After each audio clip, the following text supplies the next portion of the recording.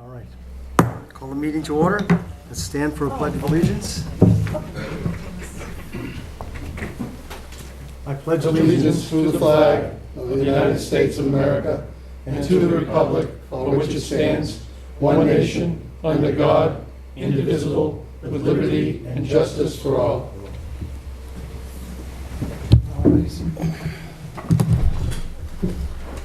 I want to welcome everybody to today's Board of Selectmen meeting for Tuesday, June 14th at 7 p.m. Now moving on to public announcements. There are vacancies on the Cultural Council, Council for Elder Affairs Alternate, Energy Committee, Finance Committee, Historical Commission, and Recreation Commission. Applications for appointment are available online at www.hanson-ma.gov or in the Selectman's office. Town Clerk's office will be closing at noon on Wednesday, June 15th, that's tomorrow, and will be closed all day on Thursday, June 16th, for a Town Clerk's Educational Conference. Please plan your business accordingly. The Hanson Water Department is providing bottled water to residents who have been experiencing discoloration of their water. Bottled water will be distributed between the hours of 9 a.m. and 1 p.m. at the Water Department, 1073 West Washington Street, to affected residents in the areas of Reed Street, Pleasant Street, High Street, South Street, Main Street, and Indian Head Street. Proof of residency will be required. Water Department also reminds residents that there is a total water ban in effect. Outside watering is prohibited. Upcoming meetings. The final Plymouth County Hospital Reuse Committee will be held Wednesday, June 15th at 4 p.m. at the police station. Open Space Committee will be held Monday, June 20th at 7 p.m. Open Space Committee again on Wednesday, June 22nd at 7 p.m. The Selectmen will be Tuesday, June 28th at 7 p.m. Selectmen will be Tuesday, July 12th at 7 p.m. And again for the Selectmen, Tuesday, July 26th at 7 p.m. And that concludes. Yeah, Jim? Yes, sir. I have one other thing on the water department. I came over here this morning and I looked across the pond and I could see there was a big crane up there.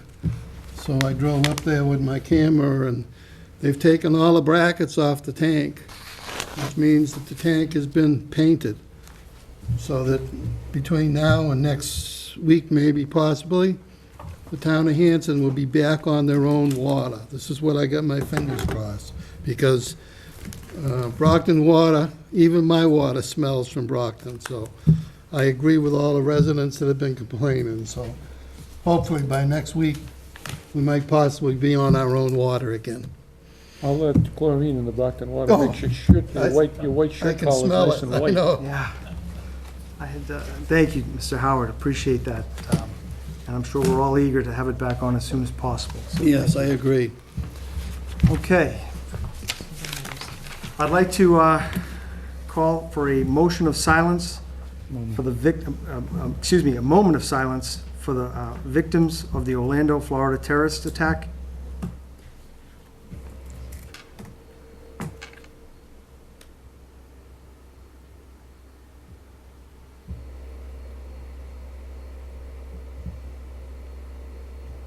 Thank you. All right, now on to the town administrator's report. Mr. Mike McHugh. Thank you, Mr. Chairman. You'll find in your packets the financial reports from May. I reviewed them this morning with the town accountant, and we are finishing out, we appear to be finishing out this fiscal year in good stead. We don't anticipate any significant overruns or underruns. I did have a brief meeting, actually I stopped in before this meeting to speak with some of the members of the FinCom. They are meeting concurrently with our meeting. Just to go over very briefly a few housekeeping items in terms of some of the allowable line, budget line transfers. So, and that the board had voted at the last meeting to authorize me to represent the board in those transfers. So, Please take a look at the reports. Let me know if you have any questions. I'll do my best to answer. You also find in your package, I believe, a copy of the Moody's report. No, I didn't Oh, get okay, I only have it, never mind. We did get a recent Moody's report that goes over the status, the financial status of the town of Hanson. I'm happy to report that we continue to hold an AA3 bond rating, which is a very decent rating. The report goes on to mention that the town is in very good standing in a number of places, that our credit position is very healthy, that our debt and pension burdens are very low, that the economy and base of Hanson are very healthy, and that we're generally in very good shape, which again attributes to the AA3 rating. So obviously that's very important if and when we go out to bond. You will find, and I did send this to the board, I believe, after the last meeting, in your package, just as a reminder, a copy of the Governor's Modernization of Municipal Government Act. If you recall, there were dozens of proposed changes to municipal government, both in finance and administration, some of which I had starred to bring to your attention, that I found particular interest and particular use, I believe, not only to the town of Hanson, but pretty much every community in Massachusetts. I did reach out to the various boards and committees to see and departments to see what sort of feedback they may have, and I did hear back from the assessors, and they have several different items in this legislation that they're supportive of. So, as it so happens, I spoke with Representative Cutler this morning, and he indicated to me that the vote in the House on this is tomorrow.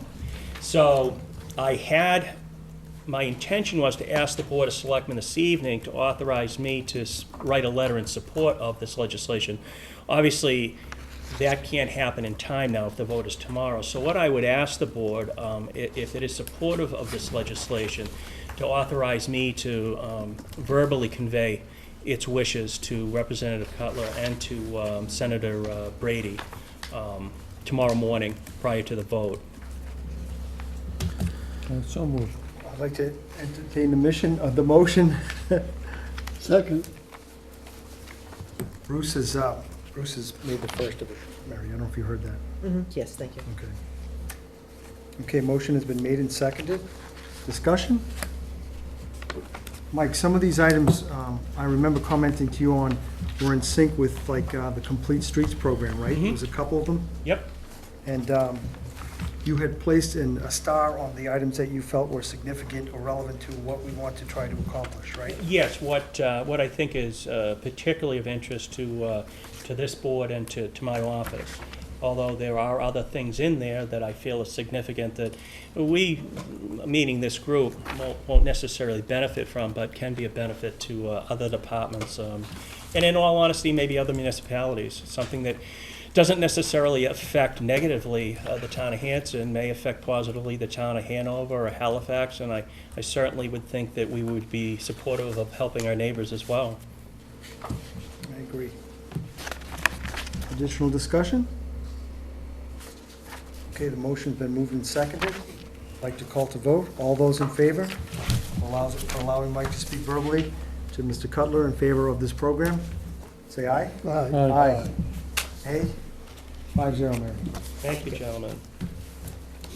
Just as a matter of updating the board, we do have 2 employees who have been out of work, sick, injured for over 10 days. The contract, the CBA calls for a review after 10 days of sick leave. As the board is well aware, the employees are afforded unlimited sick. However, this is a means to police that particular policy so that no one is taking advantage of it. So I will be convening that meeting on Thursday. I don't see, well, I'm probably not appropriate to get into it, but I will be conducting that meeting with the appropriate department head and a member of the union. Our office, the Board of Selectmen's office, will be closed tomorrow morning. I will be attending an event in Worcester, and Mary will not be in until 1 o'clock. So wanted to make sure that anyone who had business with our office was aware of that, especially the board. But Mary will be in at 10. I'm sorry, at 1. At 1. The order has been placed for the iPads. We are working on the appropriate way for the board to make use of those once they are delivered. There are other communities with which I'm familiar who have also moved to in this direction, so we've been talking to them about how they set it up and the best way to use it. So I'm a big believer in not reinventing the wheel, so Mary and I are speaking to those communities, and hopefully within the next meeting or so, we'll start having you guys up and running with those. There is in your package a copy of a contract with Unemployment Compensation Services. I would ask the board if it would give me permission to sign that. It is remarkably for $505. And I've used this particular group in other communities. They do an incredible amount of work for a very, very short amount of money. They get involved in basically in workers' compensation and unemployment matters, and it is well worth the money. So I would ask the board's support in continuing this agreement, this arrangement. Okay, I'd like to entertain a motion to allow Mike to continue with the Unemployment Compensation Service Agreement held by the Management Corporation, UTMC. So moved. Second. Discussion, I have a question. Sure. Does this affect the 111F benefits that are available to police and No, fire? no, it does not. It does not? No, it Okay, does this not. would be for the other employees? This is for the other union employees, Okay, yes. thank you. All right. Anybody else? Okay, motion's been made and seconded. All those in favor? Aye. Those against? 5-0, Mary. A few other quick things. I did meet with the Community Preservation Commission, I believe it was yesterday, to speak to them about the RFP, for the consultant, the money that had been approved for their, or they had approved from their money to hire a consultant. We had 2 people put in bids, or 2 companies put in bids, and I'm working with them to bring that to fruition. We are looking, if not in this fiscal year, which obviously ends in 2 weeks, at the very beginning of the next fiscal year, on July 1, in putting into effect the repairs to the sidewalk at the library. The town meeting had voted a significant amount of money at the annual town meeting, which obviously we couldn't use until the beginning of the fiscal year. So my hope is, I'm looking right now to see if there's an appropriate bucket of money to get at in this fiscal year. They are repairs that should be happening fairly soon, but again, if I can't find an appropriate amount of money along with the town accountant to get it done in the next couple of weeks, we'll just simply make sure that it's well underway on July the 1st. Okay. And the only other thing I'll mention, Mr. Chairman, is I believe one of my predecessors had a cable access show on a monthly or a semi-monthly basis. I spoke with Cable Access, I believe it was last week or so, and we are in the process of putting something like that together as well. I think it's a valuable way for me to get information out, not only from my office, but from the Board of Selectmen. What I would do, for the most part, and what I understand my predecessor did, was to bring in guests, to bring in department heads, or a member of the Board of Selectmen, or even a local official, elected official from out of Boston. And I'm looking forward to doing it. So I think the having a guest there will offset the need for people to listen to me ramble on for 45 minutes, so we can play off each other. So, and that's all I have for this evening, sir. All right. Thank you, Mike. On to new business. The first item we have on our agenda under new business is review goals and objectives for the town administrator. So I think we should probably just open it for discussion first before we move to do anything on this. So would anybody like to speak on some of the goals and objectives for the town administrator? Before we start, though, I'd like to make sure, Mary, we're gonna try to, well, I'd like to throw it by this group if I could. Maybe what we could do so that Mary's not going all over crazy on what to type, that we kind of put it to paper and eventually give it to Mike so that he can compile one single list after this. All right, so why don't we open it for discussion? Mr. Young? Yeah, I compiled a list of things that I thought of immediately. Some of them are pretty obvious, some of them may not be. One would be complete the demolition of Plymouth County Hospital buildings and finally establish an acceptable plan for the development of the property, hopefully with some sort of significant portion of the property devoted to commercial or residential development to increase the town's revenue base, but not overwhelm existing services, both from a general government and educational standpoint. That would be number one, because we've been waiting to do that for so long. Number two, finally take decisive action with litigation if necessary to cancel the existing contract with Bay Communications, which was written in an open-ended manner and has had the town languishing without a new cell tower and acceptable cell service for over 5 years to a significant portion of the town's citizens, and to open up the prospects for other carriers to establish a cell tower in the area of the town that suffers most from poor cell phone coverage. That would be number two. Number three would be working with the regional school committee to make necessary changes in the regional school agreement to bring the agreement into compliance with current practices that are currently at odds with the terms of the agreement and state regulations. That agreement hasn't been really changed since like 1996 was the last amendment made to it. And some of the things that are in conflict are early childhood education, i.e. preschool Whitman students attending school in Hanson, tuition payments for school choice and other students currently attending Whitman-Hanson Regional School District. The revenues from those rentals and payments and subleases currently are being received directly by the regional school district, and much of it is not used in the school buildings owned by the town of Hanson.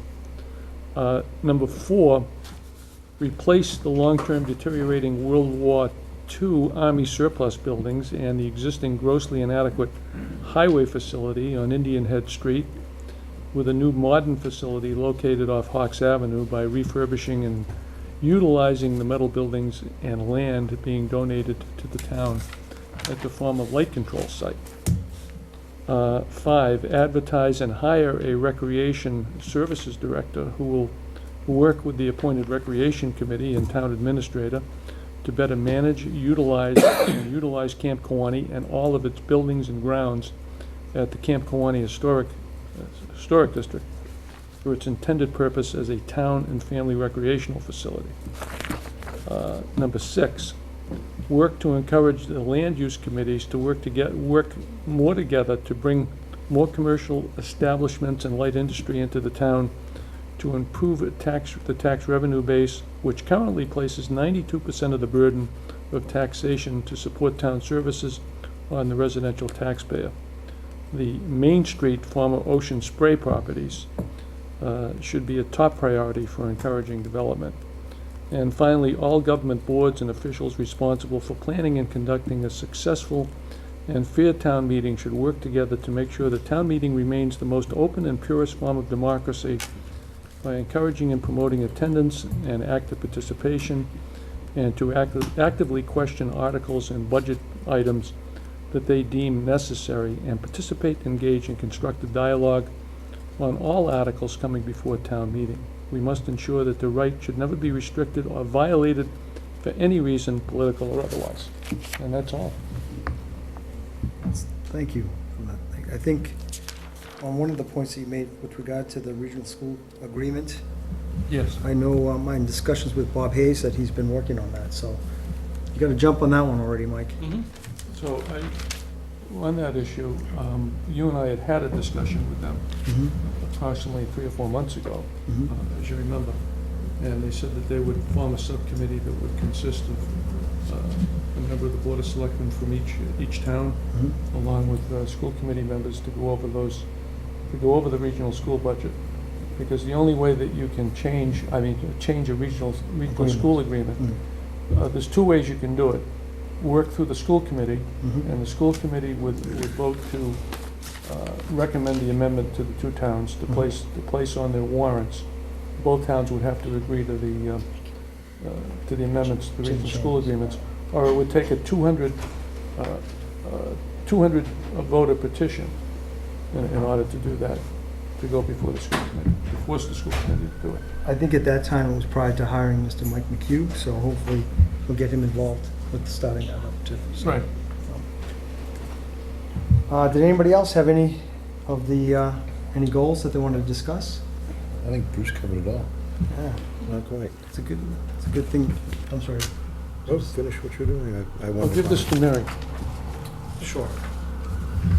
Thank you. Not necessarily in that order. Yeah, Yeah. that wasn't really prioritized, it was as it came to mind. When the Already doing that anyway. Mr. Scott, did you want to say? Yeah, goals and objectives, one of the issues we have to look at. Most recently, Chief Mix was in addressing the area of promoting a police sergeant, which we agreed to do in July.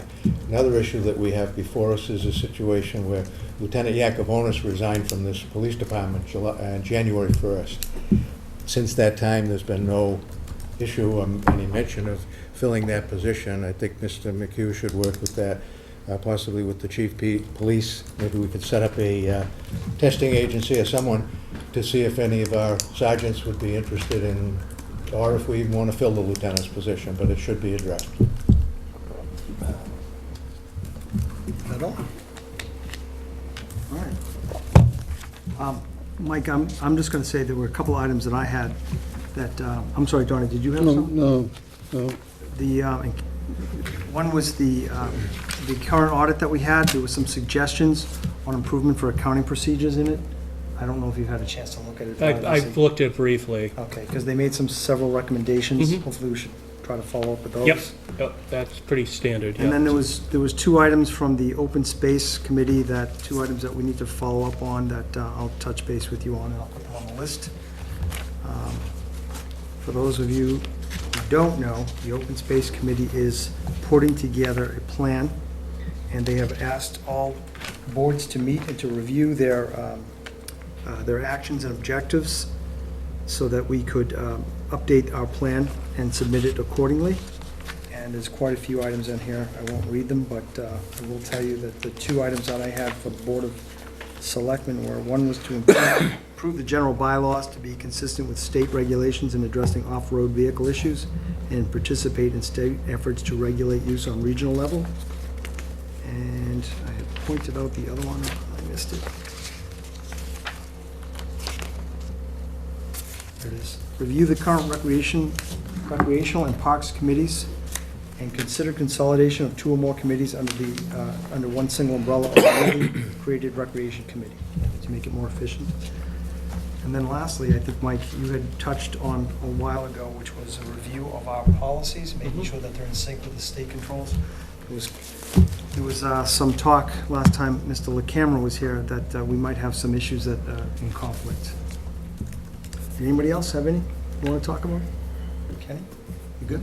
Okay. All right, then, I'm going to move on to the next item.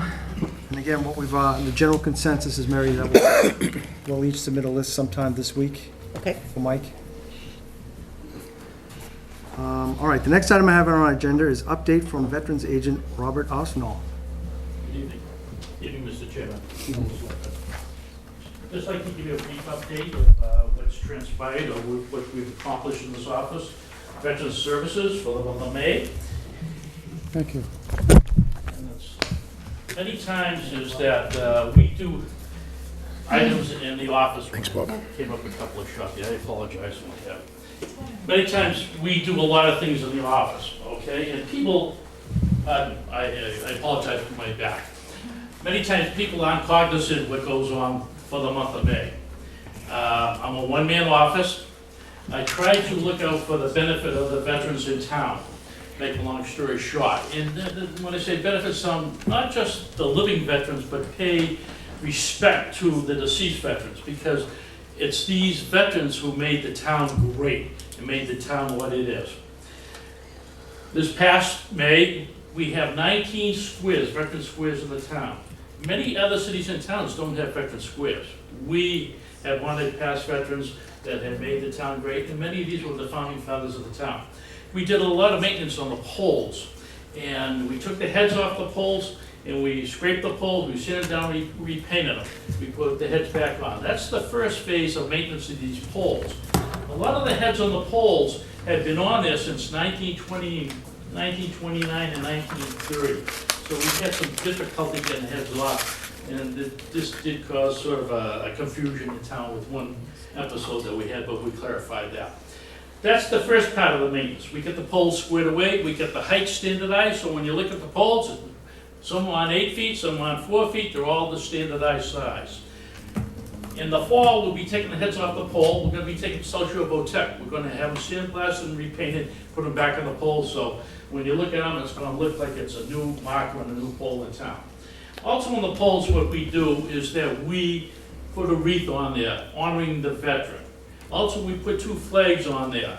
And I have to say, a lot of people have commented and said that these memorial poles look very nice, very picturesque and very townish, should I say, when you have it. So I have to say thank you very much. I did have some help with some people. I have to say thank you to those people. Also, by the same token, we plant flowers around the base of the pole and planters and what have you. So we try to strip up the town a little what have you. Also, going through the situation on Memorial Day when have you, I am the sole organizer of the town parade. It's not by my sole desire or wish or what have you. I guess you can say I'm a one-man committee because I'm trying to get volunteers, but nobody wants to volunteer. So everything that goes on the month of May that's on the sheet here, what have you, I have a full plate, as well as trying to run the office on a daily operation, what have you. So I've been doing this, since 1974.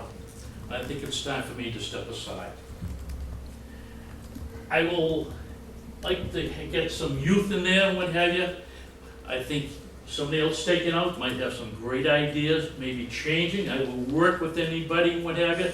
That is no problem. I'm there for the town, I'm there for the veterans.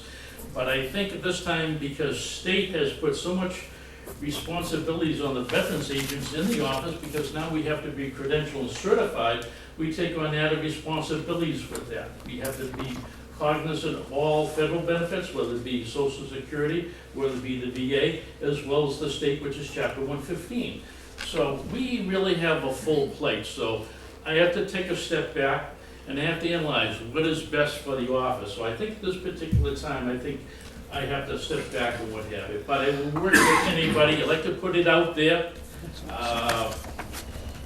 And as I said, I think it's time for me to step aside. I'm getting a little old, I won't have to run up and down the street. My legs won't take it anymore. And so I'd just like to say thank you very much to the selectmen for giving me that opportunity. Also in this packet here that I gave you, we did something unique this year that none of the other towns did. We put out and we do what they call a presidential citation.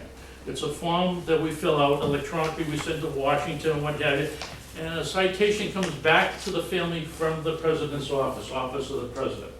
Also, by the same token too, is that we have offered to do the application for VA headstones, because many times when veterans die, the family, they're not cognizant or they don't realize they're entitled to a free headstone.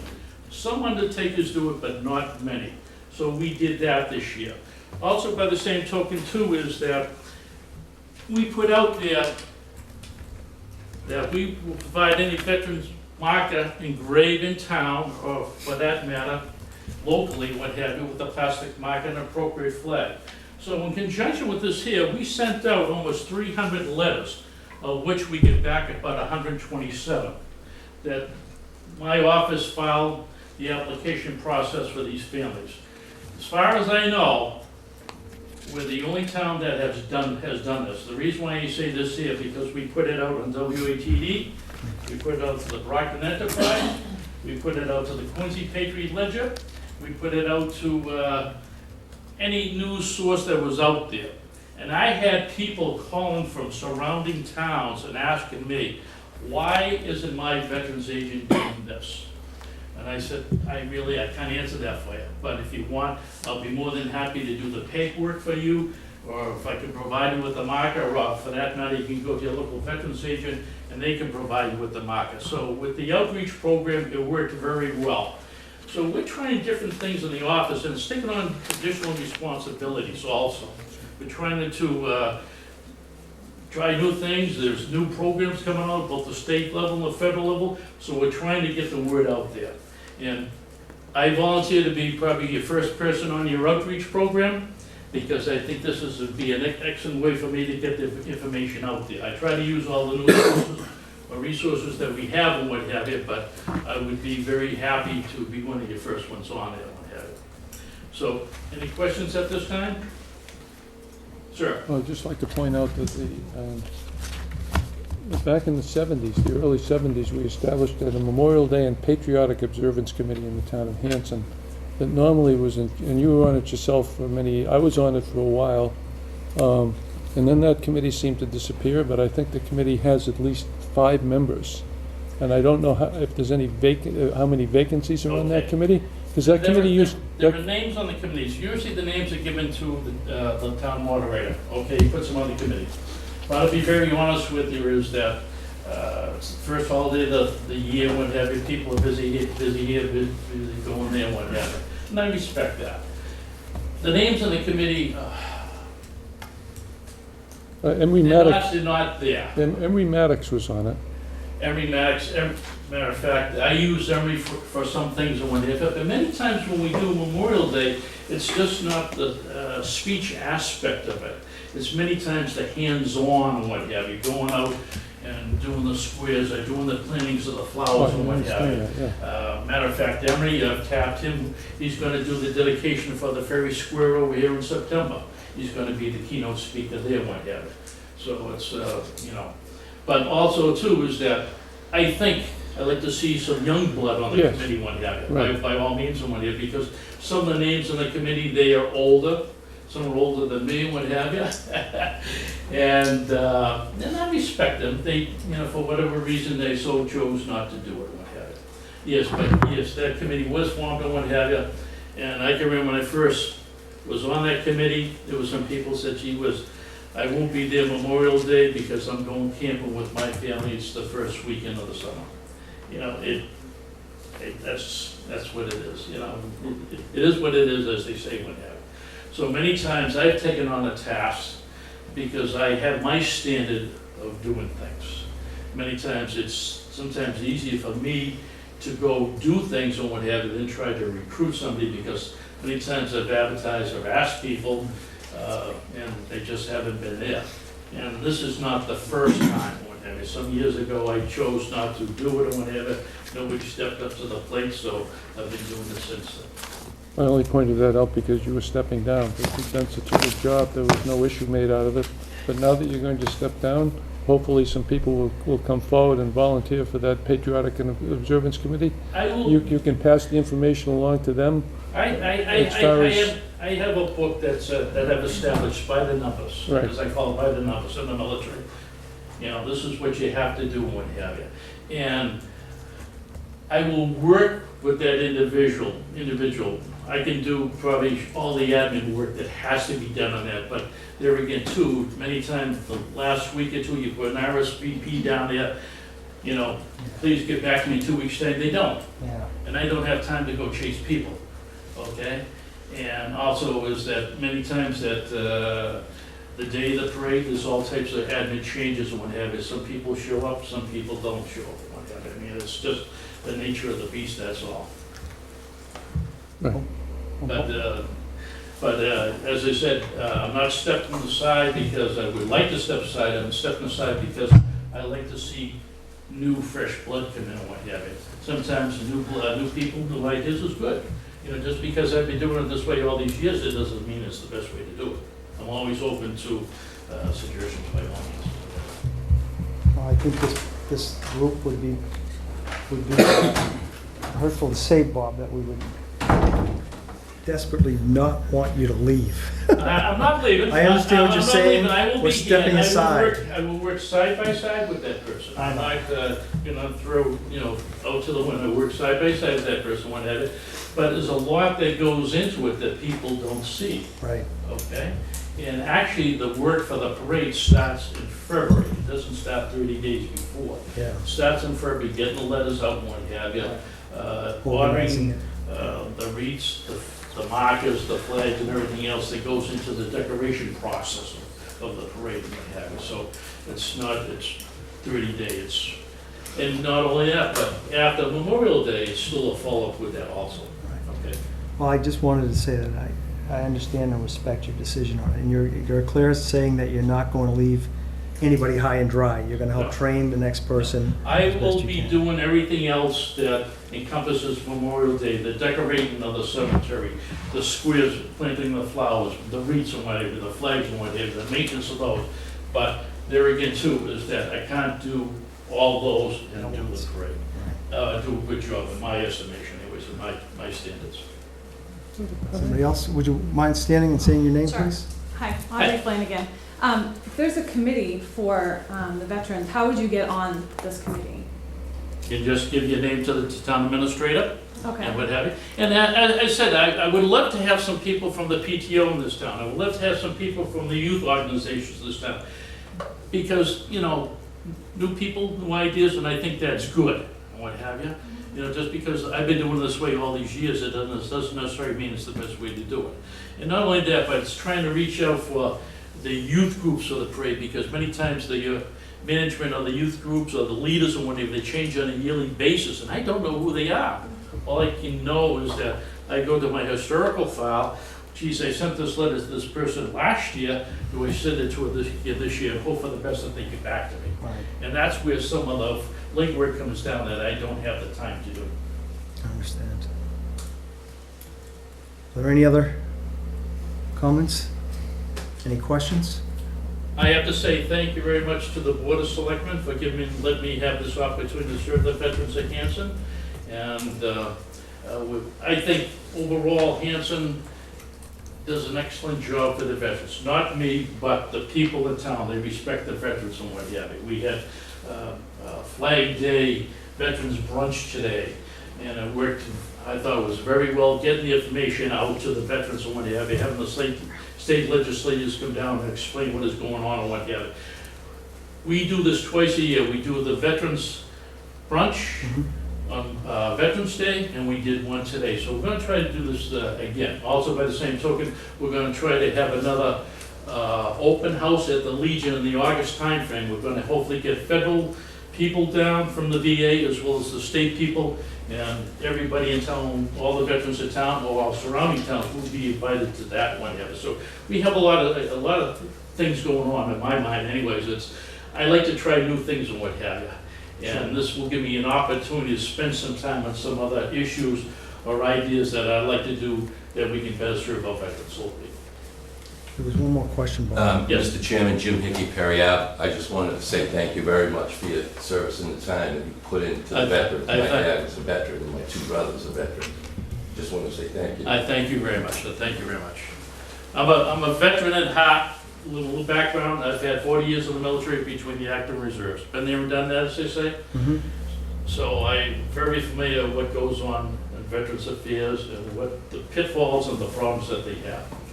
But there again, as I said, I thank the selectmen for giving me the opportunity to serve. Thank you, Bob. Thank you. Thank you very much. Thank you very much. Can we clap? Yeah, absolutely.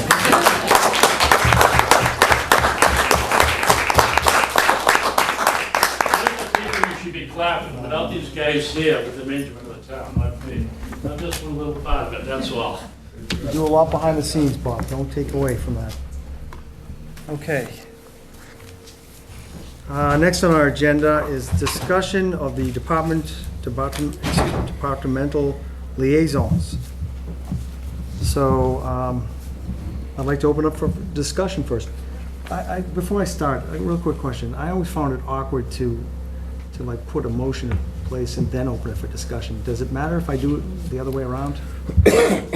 Say that again? I'd Mr. like to Chairman? do discussion first and then move into a motion? Does it matter? Yeah, no, it doesn't. Doesn't matter, right? No, Okay, no, good. You can It always. makes sense to follow that suit rather than, Easier for me. it'd be easier for you, absolutely, And so. of course, somebody So we're can gonna always. change it up a little bit, all right? A lot of times, somebody too will also, there'll be a motion, someone will second it for discussion. But Right. it's It doesn't matter, it doesn't have a not formal really, rule. no. Gotcha.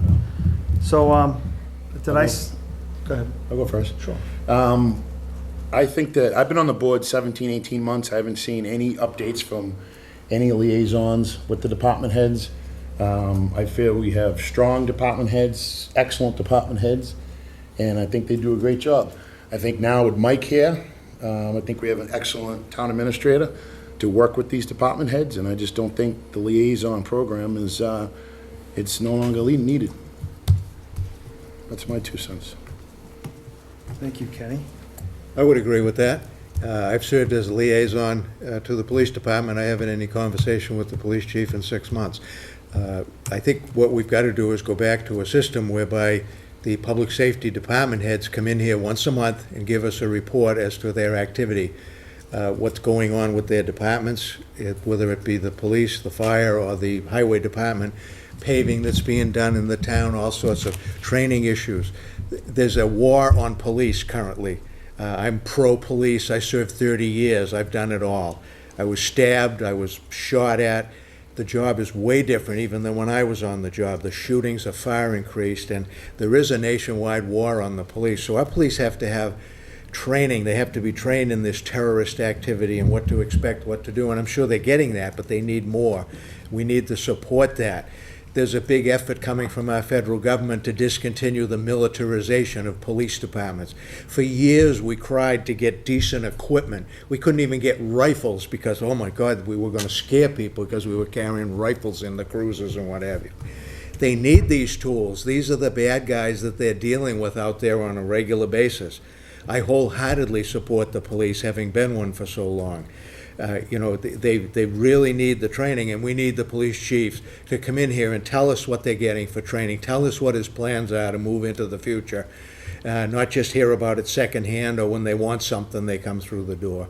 And I include the fire also. We need to know the firemen need specific training. They have to deal with this terrorist stuff. They deal with the threats, whether they're chemical threats, whether they're bomb threats. All of that falls on there. And then the cleanup guys are the highway guys that come in that have to pick up the pieces if there are any. So I really think a strong effort should be made. I'm sure other towns do it, is to have the department heads come in. We haven't had a department head report here in probably a year. And I think it's important for the people to know what they're doing, and not the specifics, not the stuff that they have to keep confidential. I'm talking about, training issues and the equipment that they might need and where they might be looking forward to the future. And I think that's incumbent upon us. So I do agree we don't need to continue with the liaison program. Thank you. Thank you, Bill. I know you and I have talked about that in the past, about having some sort of report by department heads, and it sounds like a good idea. Maybe Mr. McHugh can help put something together, maybe on a monthly basis or bi-monthly basis, have one of the department heads come in and just give us a quick overall what's going on. I've done it in other communities in different ways. So, I'll make a proposal to the board at the next meeting. I'll give it some thought as to what makes the most sense for the town of Hanson. Again, I've done it in written reports. I've done it in terms of bringing departments heads in on a regular basis. I've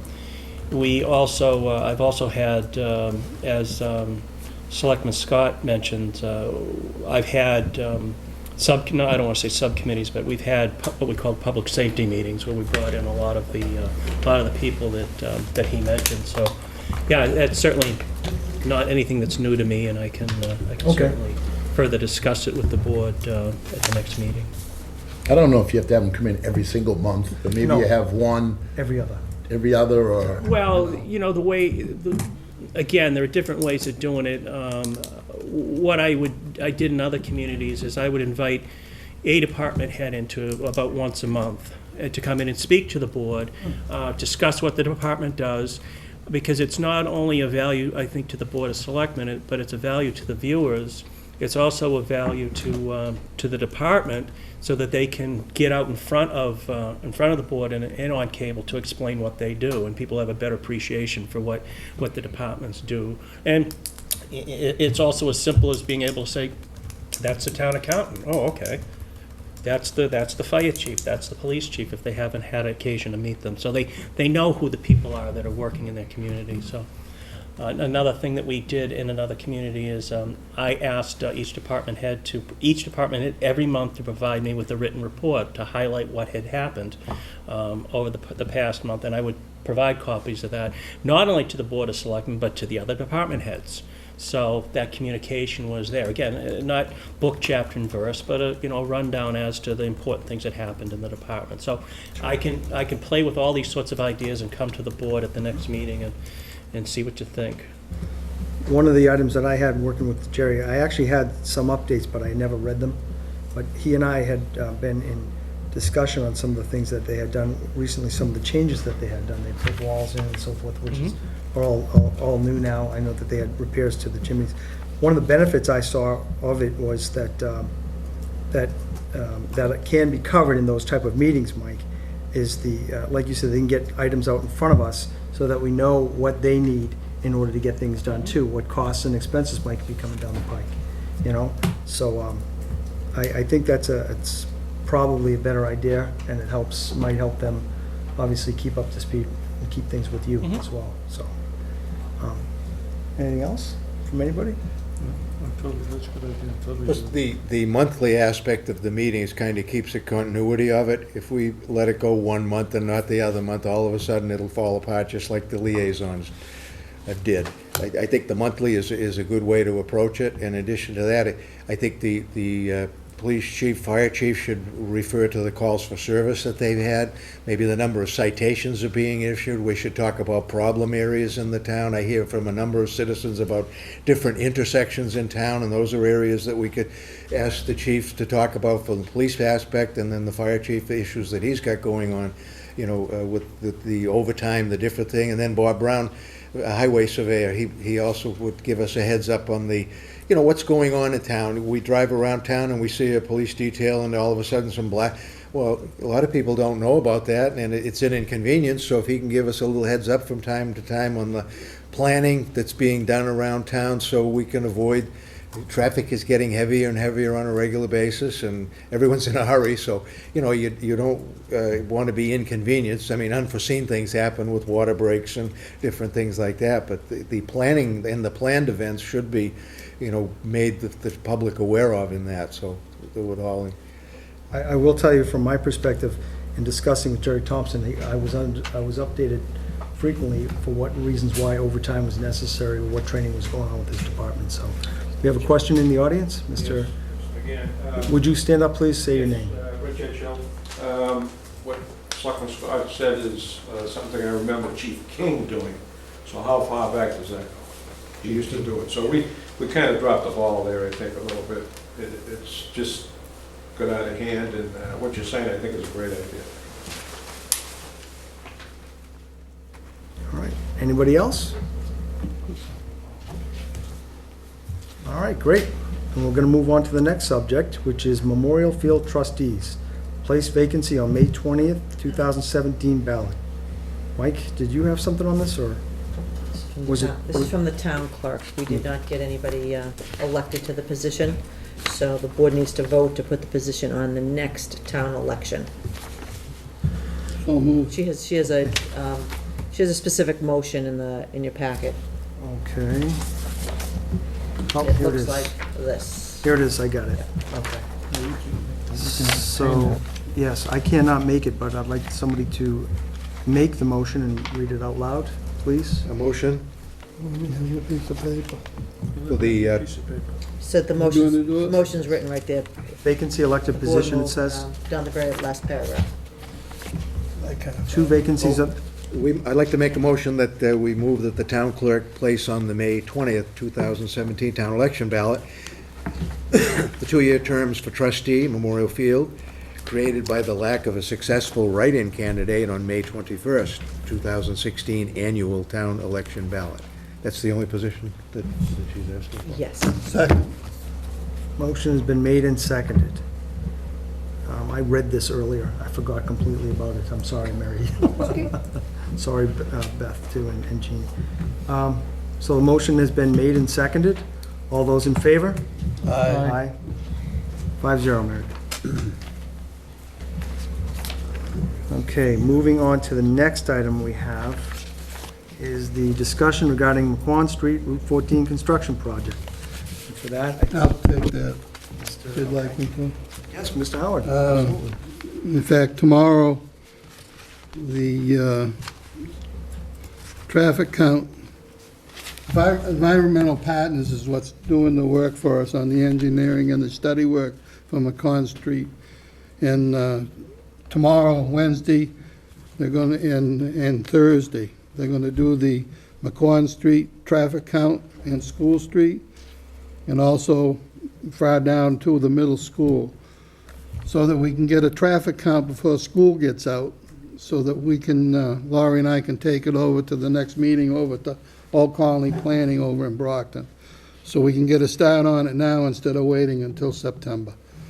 So that's one of the things we're trying to get the ball going, to get that road done through the TIP program, which is the Transportation Improvement Program, to have McQuon Street redone from Route 58 to the Pembroke Town line. Okay? All right, thank you, Donnie. Any questions? No?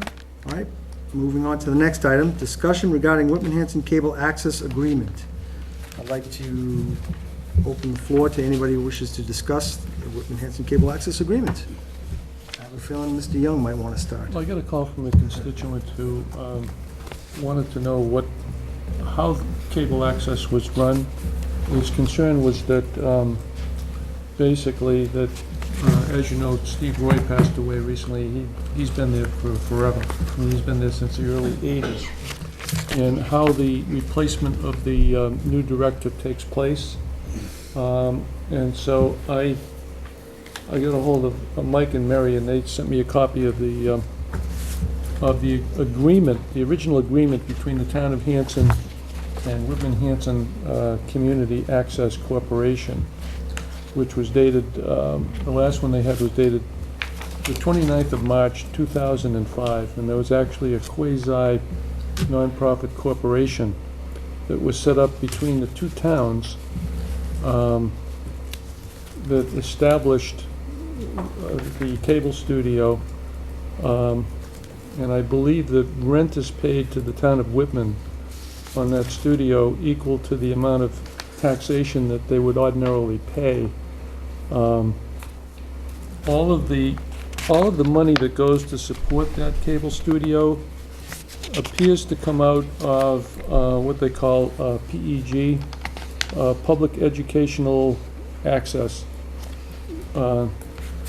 Part of everybody's cable bill is a percentage of everyone's cable bill. I'm assuming is devoted to funding that studio, and that's all contained within the Whitman Hanson Community Access Corporation agreement between the town of Hanson and the town of Whitman, and the cable Whitman Hanson Community Access Corporation. There's also a board of directors, and there's an equal number of board of directors from the town of Hanson and the town of Whitman. I believe originally there was 4 from Hanson and 4 from Whitman. And I know there's vacancies on that particular corporation that haven't been filled, or if they have been filled, I don't know whether the towns have been made aware of it.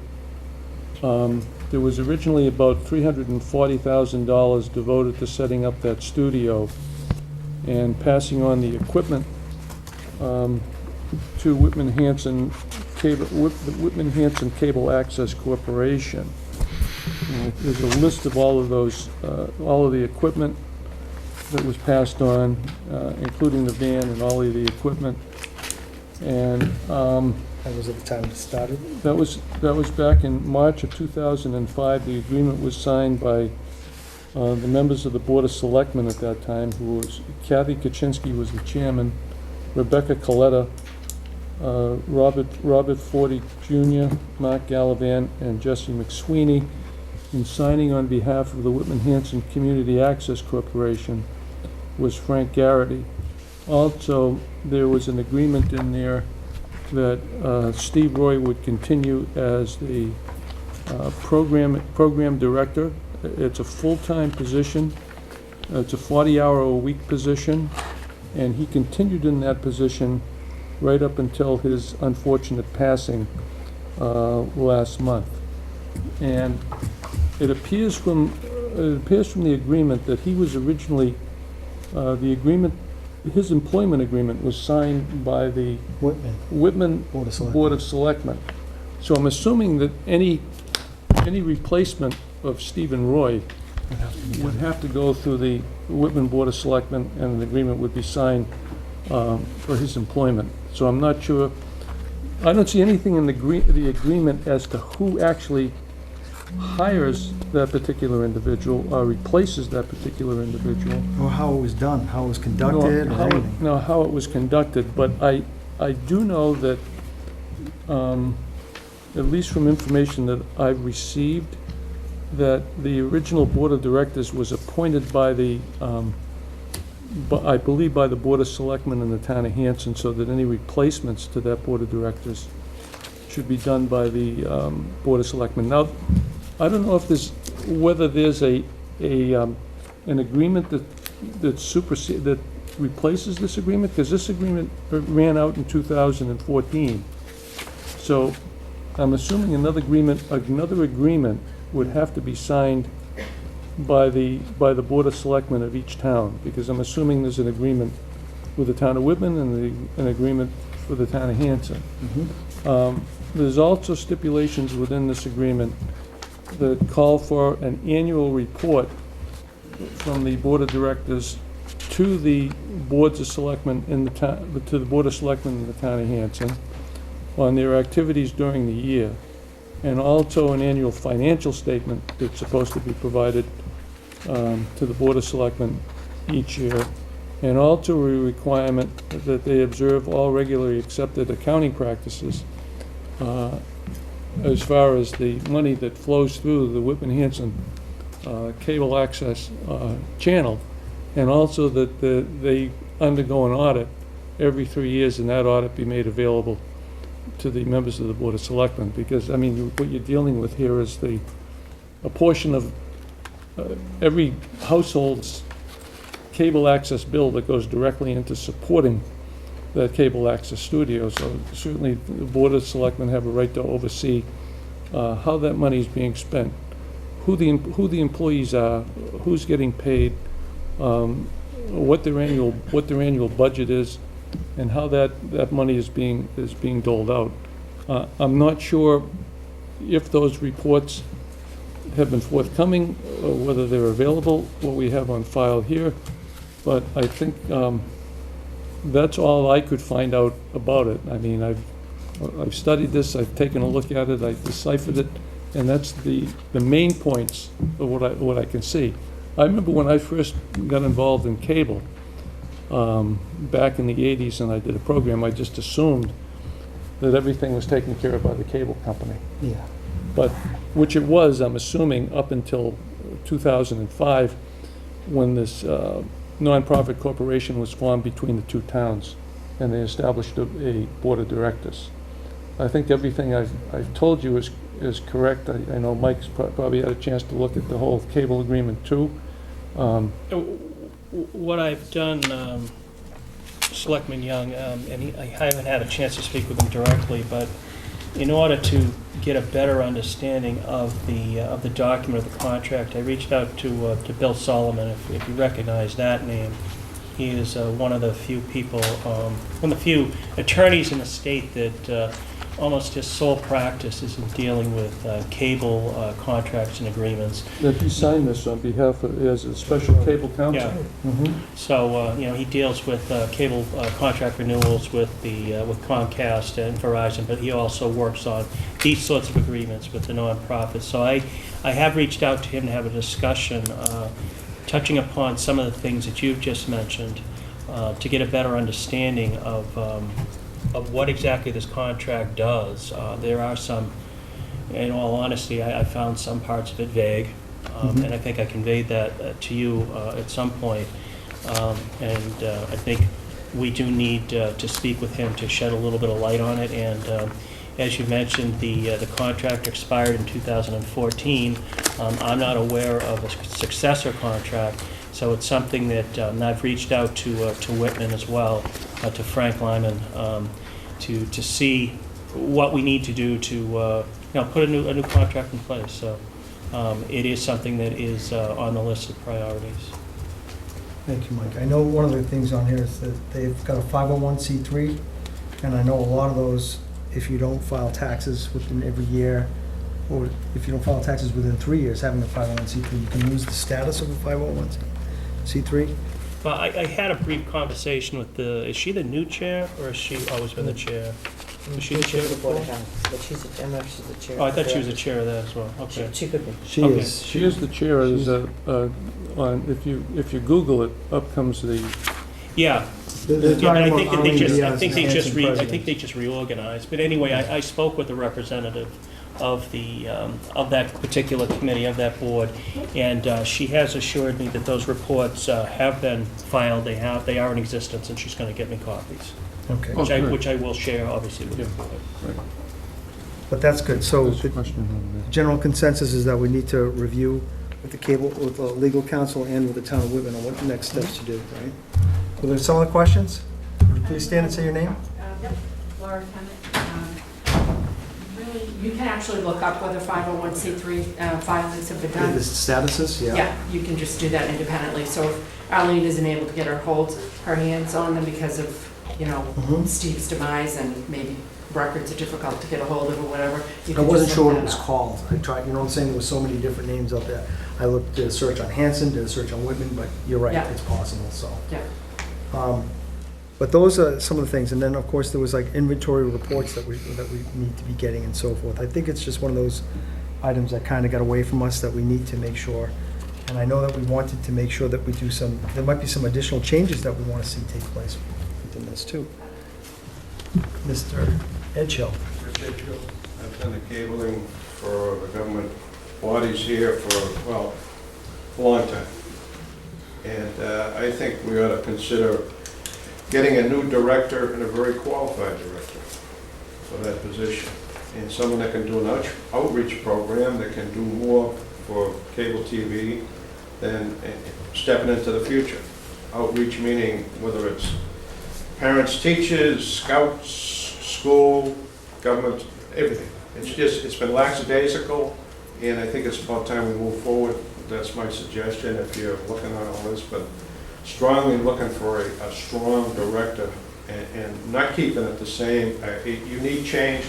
Mr. Arsenault said that tonight, moving forward, we maybe do a better job. And I think it's very important to I did two meetings last week. I did the Board of Health Tuesday night, did the Water Department Wednesday night. They're very slow getting it up. It's not up yet. So in other words, it should be like in a day or so, it should be put up. These are the things that should be done. People lose interest in the government if they don't see what's going on. Okay. So that's my suggestion. One thing here is a new director, making sure one gets put on board and how that's handled.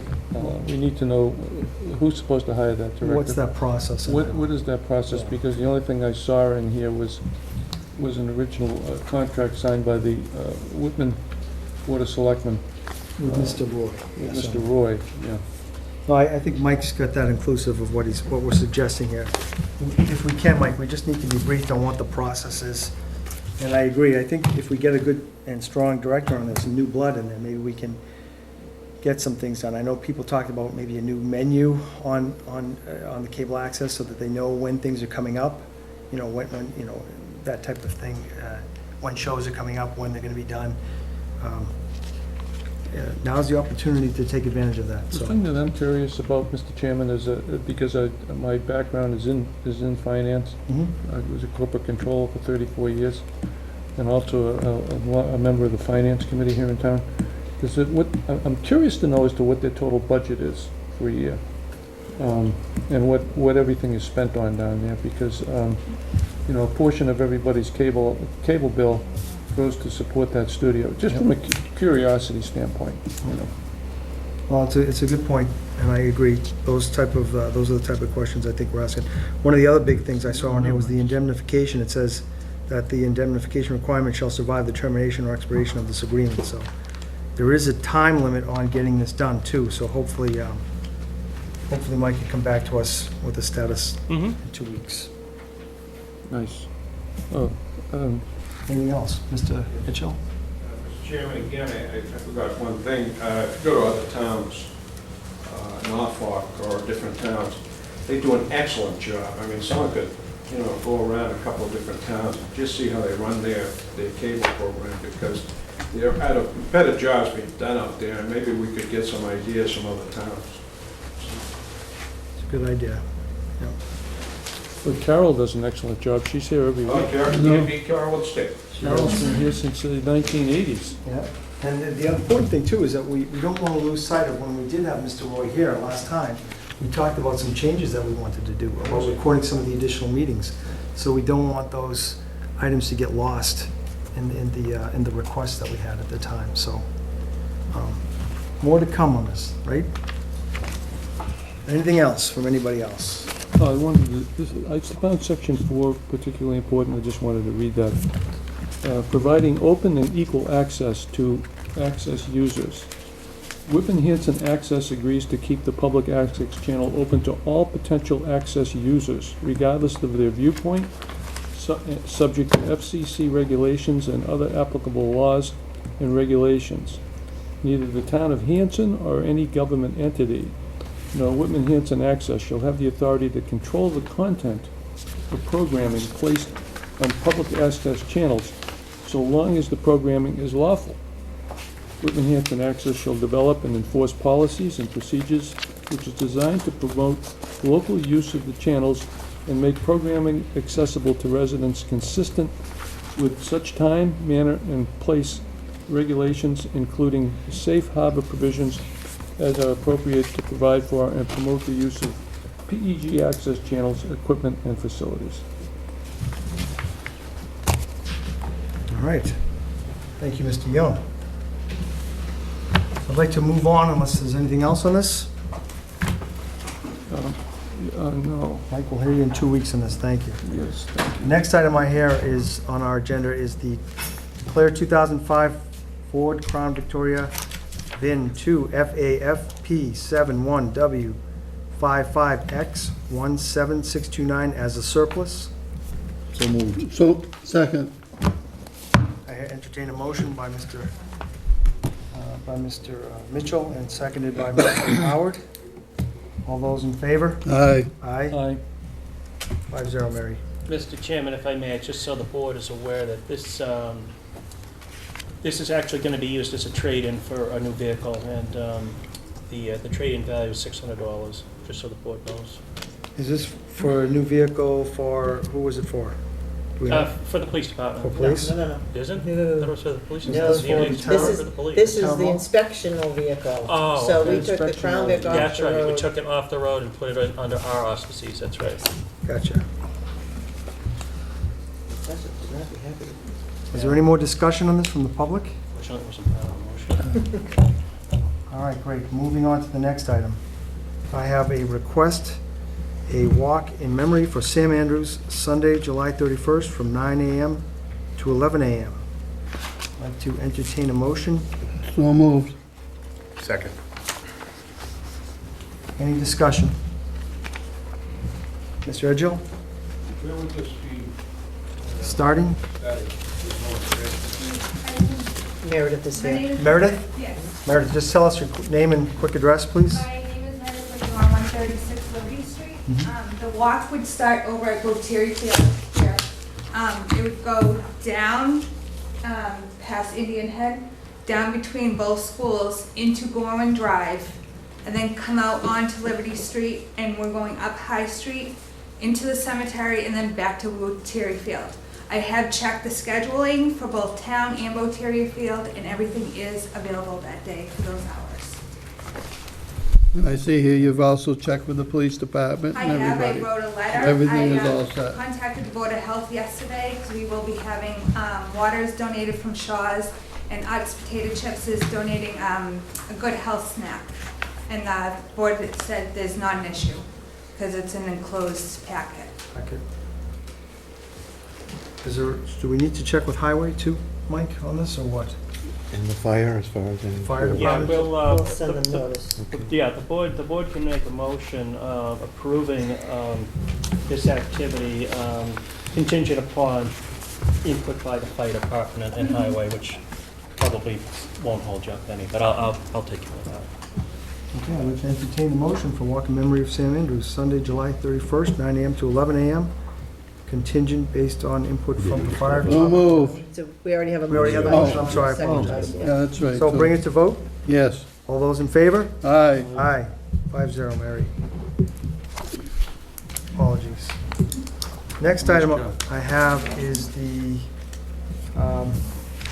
appointment, vote nominee to the Plymouth County OPEB Trust Investment Committee, annual reappointments. Mr. Chairman, if I may, we did a little more investigating, speaking with this particular group. And I think the impression was that every town needed to send in a nominee. Yes. That is not the case, Mr. Chairman. Okay. I know that you have advanced your name as a possible candidate. It was made clear to us that there is an incumbent seeking re-election of that position. So I just wanted to put that out there before you go any further, if you want to continue with this, since that's new information to us. Additionally, it's our understanding that the town of Hanson is the only other town that has put in a potential nominee for this position. So it would basically be, if this moves forward, it'd be you, Mr. Chairman, and was it Lakeville? It was either Carver or Kingston. Carver or Kingston, a selectman. So just wanted to make you aware of the fact that it's not necessary for every town to present with a candidate, but you certainly can continue on. Do we know who the incumbent was? Who is it, do you know? Ron Clark, I believe his name was. Oh, okay. Did I see somebody have a question in the audience on this? Oh, I saw somebody raise their hand. No, well, now that I know Mr. Clark, no, I'm going to withdraw myself from as a candidate. If you could inform them as such, Mike, please. You won't have to make those campaign signs now. Actually, I believe the ballot, I think they had told Mary the ballot They do. was going to be They- printed tomorrow. They print out the ballots. Yeah, so we will make sure that we call them. Thank you. All right, moving on. Old business, update and presentation by the final Plymouth County Hospital Reuse Committee. You got, Skip the reappointments? Did yeah. I skip oh, I'm sorry, I thought it was part of the same line. So this is the annual reappointments. Oh, there it is. Let's see, annual- So this is the annual reappointments. I looked over this listing. We've got some older names here that probably shouldn't be on here. Like Muncie and Angelo. Like Mr. Ronson Angelo, like Mr. Dave Soper. I think he's stepped down too. So I went through the list and I highlighted the selectmen Right. who are on the list if they want to continue on. And then I highlighted the people that would be coming off. Under the Cultural Council, you have Gene Kelly and Laurie Armstrong. After I'd already printed this, they indicated to me that they don't wish to be reappointed. Oh. So those two positions would become vacant. So we'll be looking for people to serve in those two capacities. And then we have as you said, the Economic Target Area Committee. Ron is on the list. That was a TA's position. Yep, So by default, Mike gets it. yep. There So you go. everything in bold here, Mary, you put is Yeah, and Ron was on the Gotcha. Oldham Pond Committee Committee, yep. as his TA? as position as the TA. Mike. So we'd be looking for a selectman for the Economic Target Area Committee. Okay, do we have anybody who wishes to take over for the Economic Target Committee? Can have a Target Committee. Never even heard of it. How often do they meet? Do we know how often they meet, Mary? I've never heard of them either. Sorry. No, I've heard of them. Have you? But they just really didn't get a chance to get off the ground.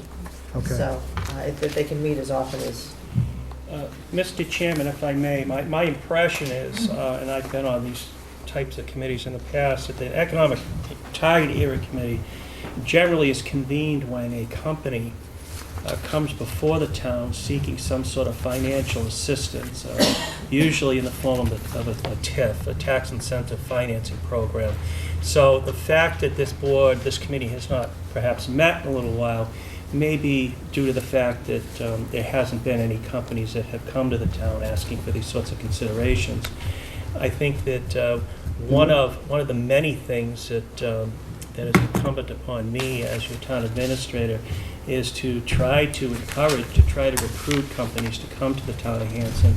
So I think that now that I've been here over a month or so and I'm really getting my feet on the ground, one of the things that I'm going to move forward with is that sort of an effort, especially around the train station, transit-oriented development and whatnot. So with any luck, we will have need for this committee in the not too distant future.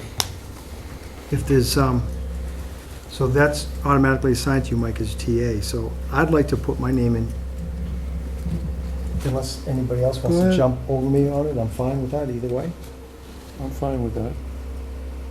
So do we need to, somebody need to make a motion and I'd make a motion to nominate Jim McGann to the vacancy. I'll second it. discussion? Call it to vote. All those in favor? Aye. Aye. Couldn't put my hand up fast enough. 5-0. And where is that? Fine with me. He couldn't put his hand up fast enough, he said, Economic okay? Target Committee, right there.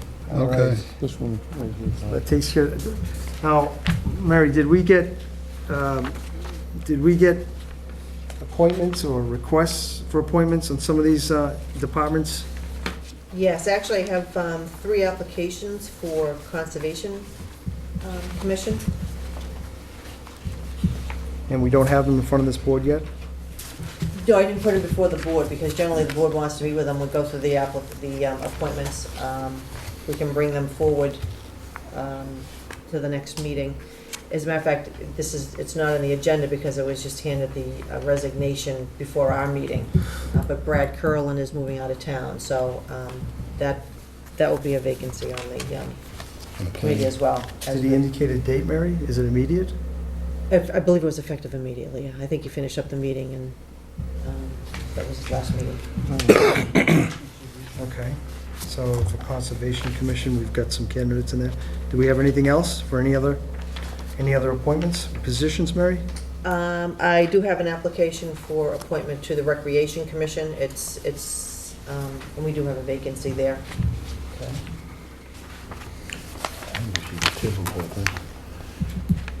Well, we could, now, Mr. Mitchell suggested to possibly table the entire I think we should look at the appointment list. names and just review everything and make sure everything is on point.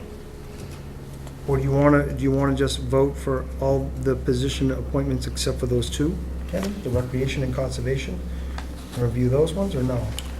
Because you don't want these, Like for me, Mike, Parks and Fields, I'm on here to be appointed, Yeah. so I can't be. No, That's gonna be different. that unfortunately is a discussion that I was gonna have with you. Right, And then okay. bring before the board at the next meeting as to our options to make sure that you still have as much involvement as possible as you have right now.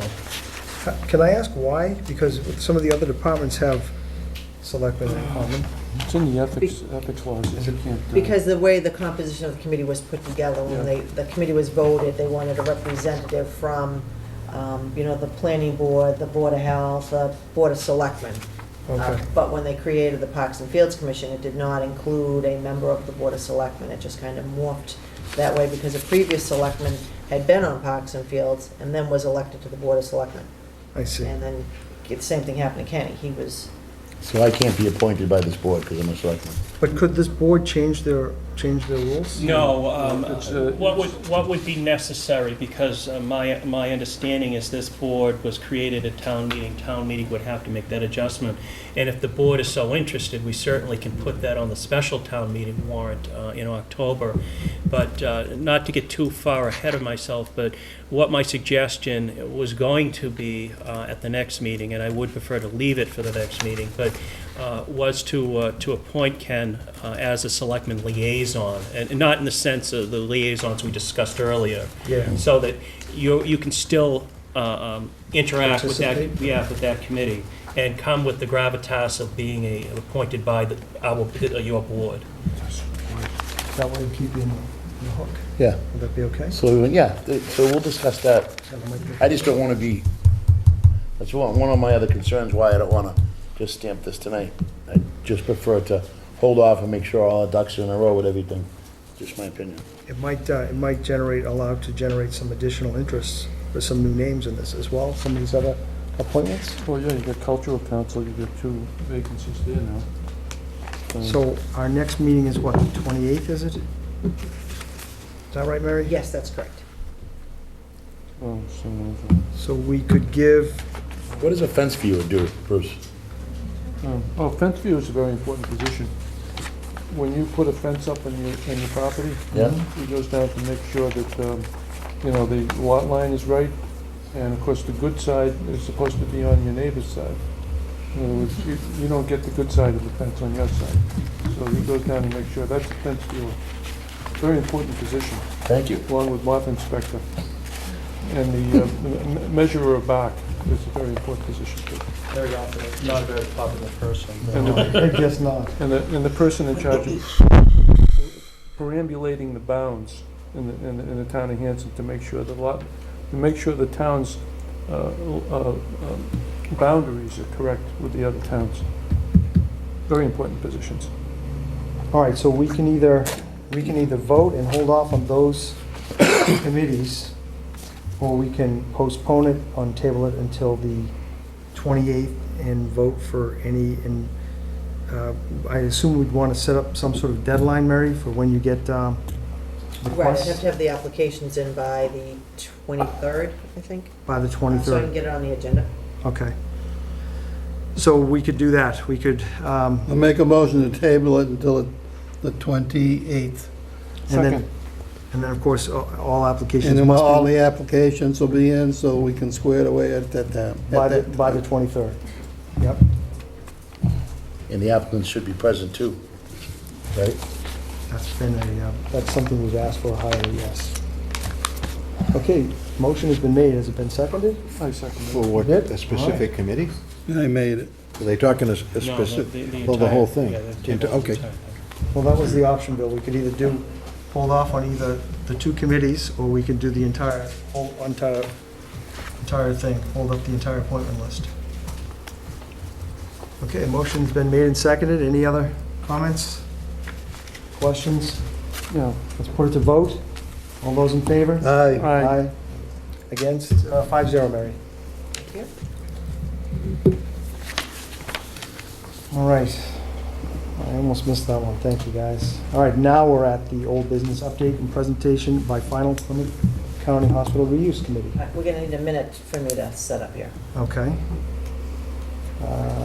She's discussion approved, compact, proposed access, yeah. Mary, while you're setting up, do you want me to just move down to the one-day liquor licenses? No, because I can't take the minutes. Okay. Well, I would typically just read them off and we would vote. You know what I mean? Take them in your head? I just want to keep things moving. That's okay. You got you on that one. No, Mary knows what to do with this. Come on, Mary. I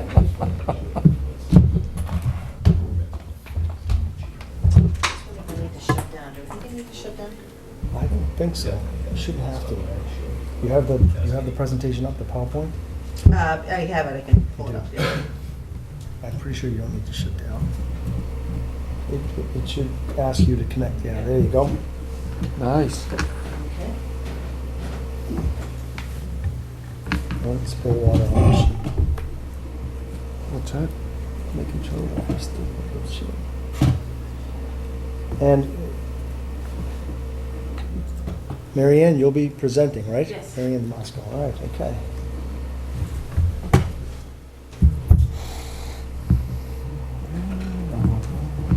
Somebody want to hit the lights, just a little bit, or no?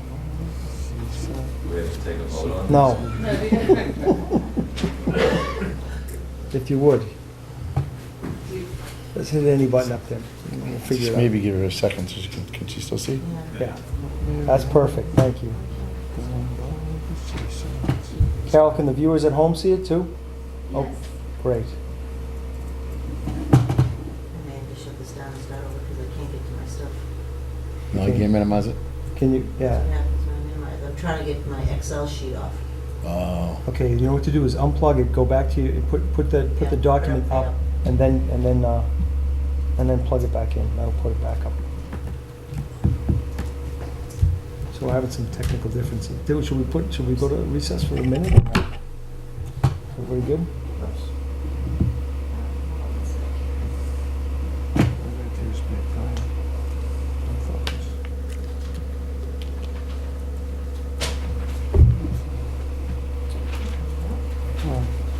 Pause it, switch it, nice video. So it's. What's that? Usually it's gonna work once I plug it back in, right? Should, yes. Oh, you just had it. You just had it a moment ago. There you go. Hey, there it is. Perfect. You expand, and you're good. All right, Maureen, I don't know if I'm And then missing part of your, slideshow. am I missing part of your screen? Just slideshow. Okay.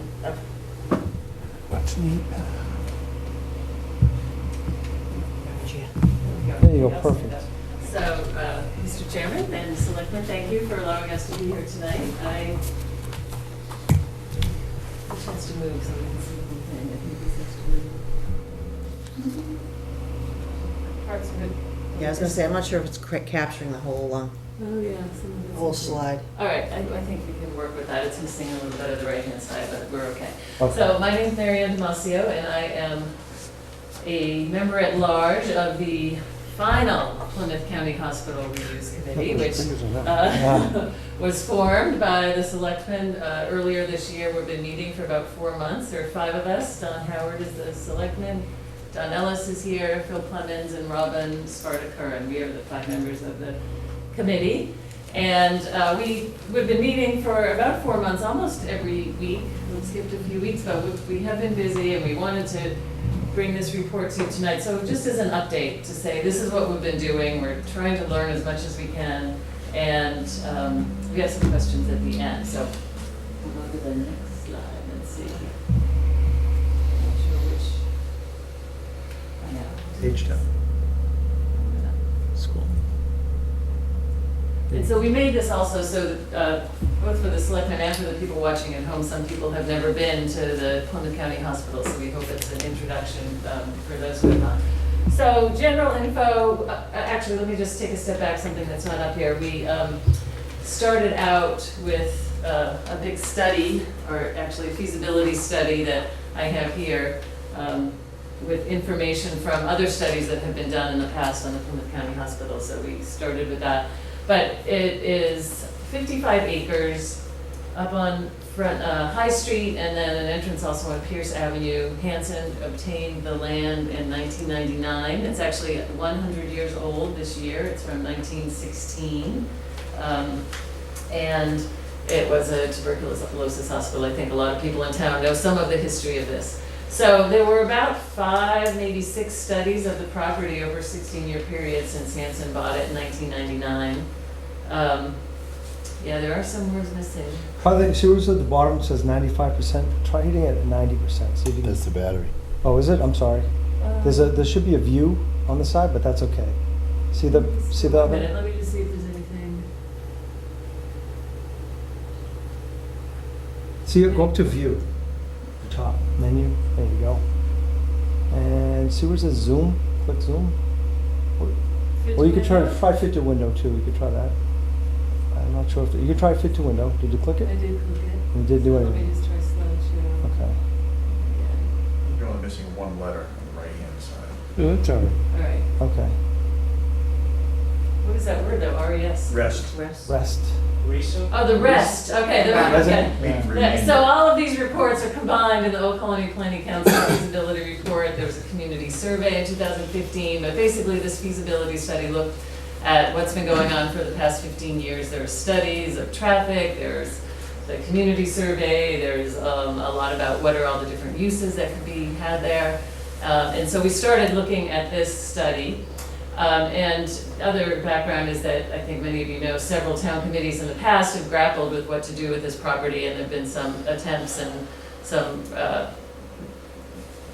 issues with what to do, partly with the recession and a lot of other things that went on. So that's where we started, just with the basic information. So put this up here so everyone could see. All right, so this is a problem because you can't see. I know. See the arrow down the bottom, can you click that bottom arrow? Yeah. To move it Oh, over just a right, smidge? right, okay. To the right? I have a mouse if it's easier. Slide the bar. There you we go. go. Okay. Okay, oh, so we're missing a lot. Okay, Yeah. so this is unfortunate. Can you go back to menu, hit zoom? This was section 1. Sorry, we're just trying to fix it, Don, to see if Okay. we get. All right, so back Try to view, here. just try view and go to zoom. And it should be at what? What is it at now, 72? 72? Try a little, yeah, try 70 or 65, something like that.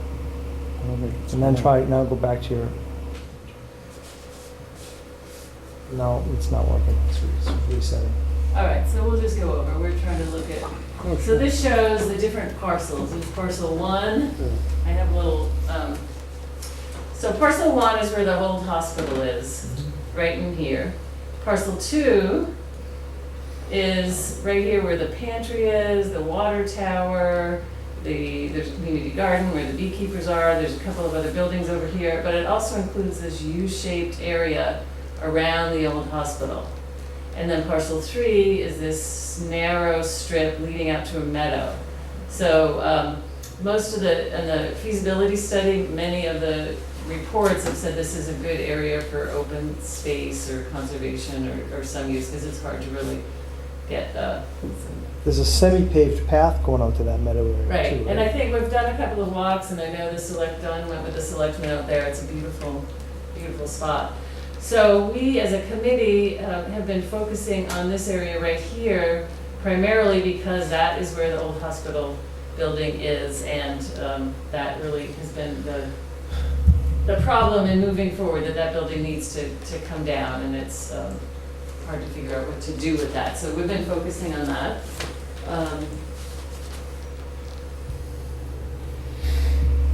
It's kind of annoying.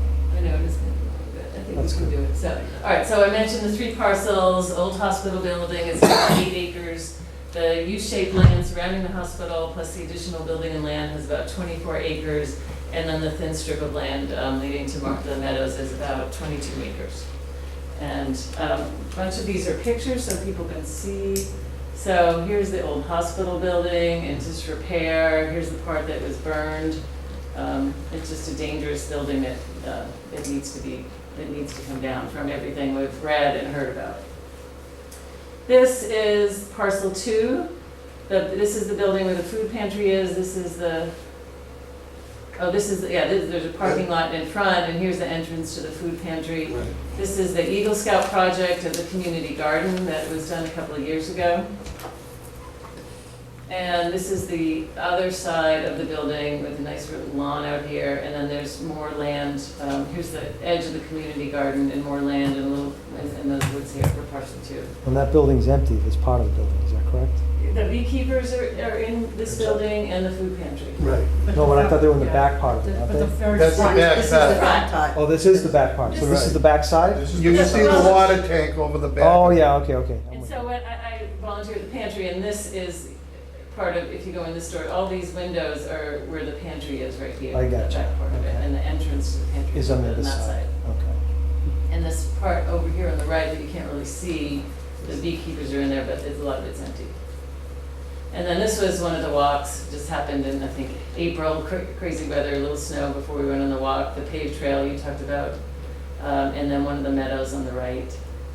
and another part of the trail. And this over here is looking out toward the land that is owned, used to be owned by Ritter, but now is owned by Hasiotis. Right. That was the reservoir. So what we did as a committee, partly on direction from the selectmen, is to focus on the hospital parcel first, because you can't do much over here unless you take care of this. So the prior study said the building needs to be demolished. It's expensive. And we decided we didn't have enough information, and we really wanted to go out and get more information. So we were in an exploration phase. What are the options that can benefit the town of Hanson, limit taxpayer cost, meet some of the needs that we heard about, both in the from the selectmen and in the feasibility studies that we looked at. So this is some of what we've done. We first looked at the feasibility report. We get some information on the cost of demolition. I'll just go through what we did, and then on the next it will say what have we learned to date.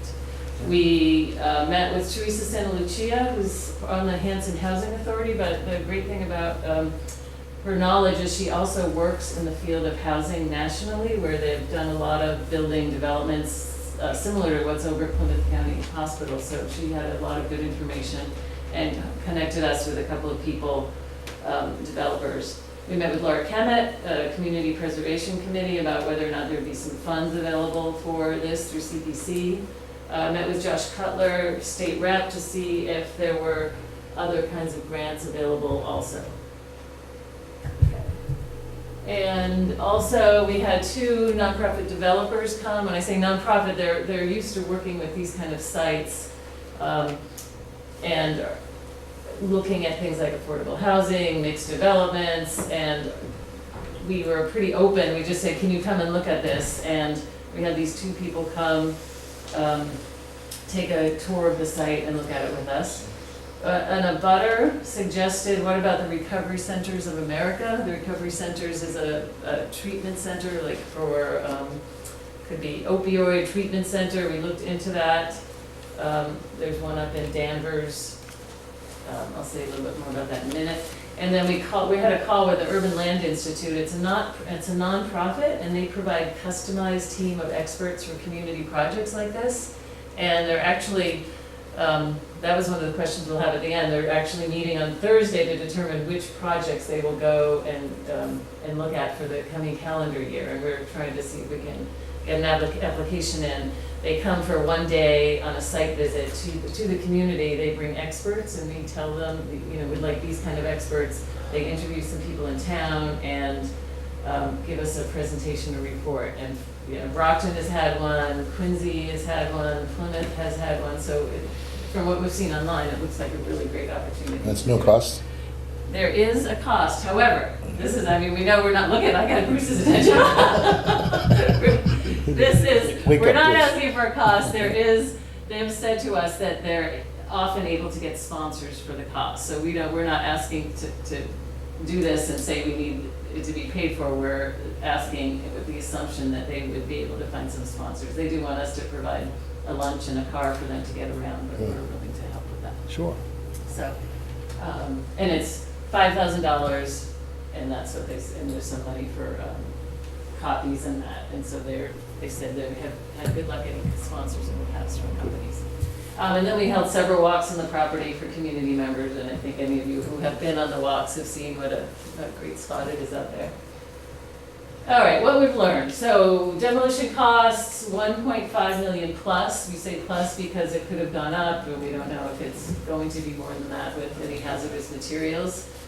Housing Authority, this is actually quite interesting that they are reorganized and can play a role as needed. Teresa's done a lot of work on this in her work as an attorney. And it turns out Hanson, the Housing Authority, was giving a ground lease that was approved at a town meeting about 10 years ago. So if there was a way to work with a developer, Hanson could retain the property and then lease it to the Hanson Housing Authority for, I think it's 99 years or however many years to manage development. And what is interesting is that the Housing Authority has now really a good system in place. They have through the Washington Housing Authority. They use them, and they're the executive director. So they just have all the infrastructure in place if we wanted to go that route. CPC funding for demolition, there's some funding possible, could combine that with other funding, grants or taxes. Every time we put the word taxes up there, we know that's the least popular option, so we're trying to see what else is possible. So the one thing about the developers, they said nowadays there's limited funding for elderly or over 55 housing. Unfortunately, I know a lot of people were hoping we could do something with that. It's not non-existent, but they really said it's there's not much out there anymore. If it was combined with like a multi-generational kind of housing, where you have different age groups and some workforce or affordable housing, there is more money available.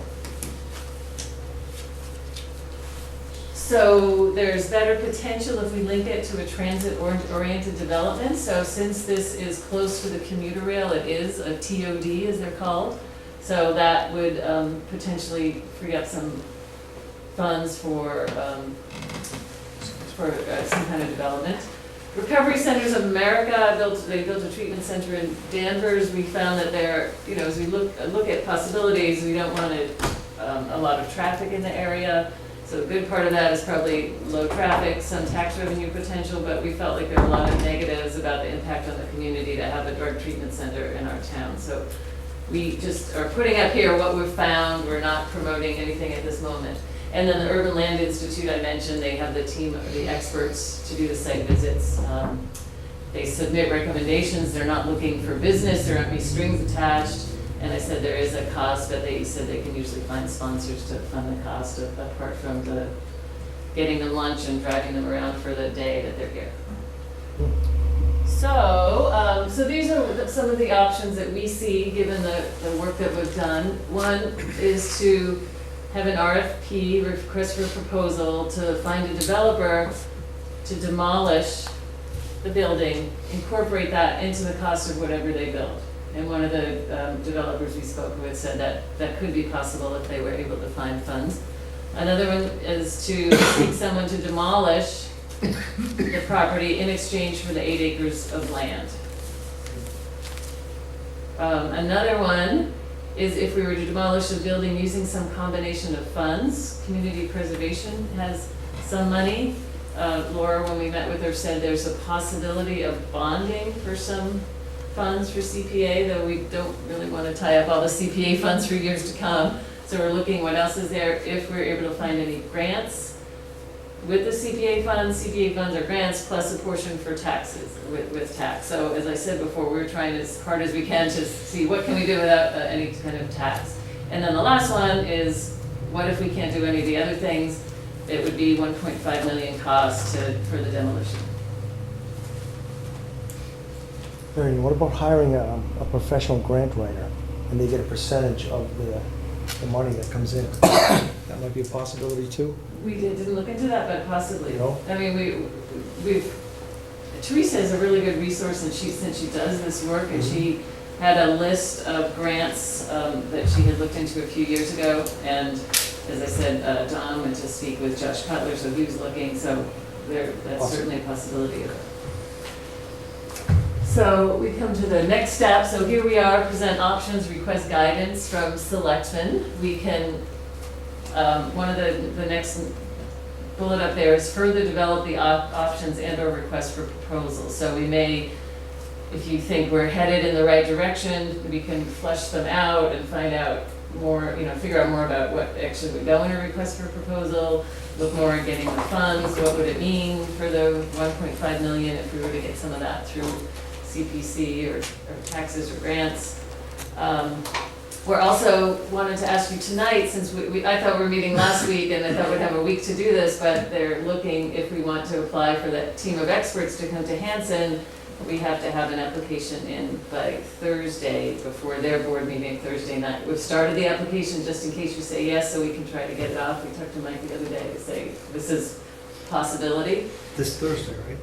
Thursday, they have a board meeting Thursday night. So it's not a big application. They just say what you want us to focus on, give us 3 questions, who would we meet with in the town. So it's not extensive, but it would take a little time. That's the one that costs the money. That's the only thing, right? Right, but But it said no obligation, right? thought it said, right? Right, no, it's not, we can withdraw if there's not any money, if they're not able to find money, but call, as I said, they said they have had good luck in the past getting sponsors for this kind of team of experts. Yeah, we're not bound if we put an application into, they're not gonna say, you put an application in, you owe us $5,000. It's more Right. just, we're interested in, can we schedule? And they were trying to see if they could schedule something in September if we were to do it, or we were asking that. And then the other part is looking at the other options for the other parcel. We know that there's the possibility of the U-shape around this 8 acres possibly needing to be part of this Right. development, depending on what happens and who comes in. And, you know, we've heard from people, we've looked at a lot of other ideas from the feasibility report for the other 2 parcels also. And I will say also, we haven't had anyone come in, but the possibility of us, if the development doesn't work and we are able to somehow demolish it, we want money to come in, a solar farm has been suggested also for that property as a way to bring some income in for the town also.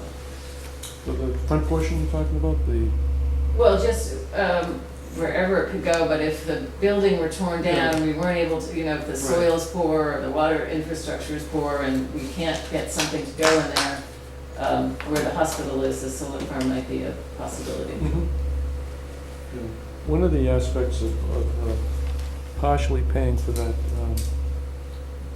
demolition that was entertained by the board was that list that we developed of all the tax title land in the town of Hanson that hadn't been auctioned off in the last like 15 or 20 years. And it was like 2 or 3 pages of it. And Rich really didn't have a chance to get to it. And that is, I meant to add that as one of the priorities for the town administrator, to make sure we move and auction off that tax title land, and not only get it back on the tax rolls, but those are one-time funds, obviously, once we auction that off. So those one-time funds. So one-time funds, you're saying maybe sell some to use for the demolition? Yeah, you know, it's not going to cover the whole thing, but it could cover. It's going to cover. Could cover part of it. Portion if we found it. I mean, we never know what that land is going to, what it's going to bring.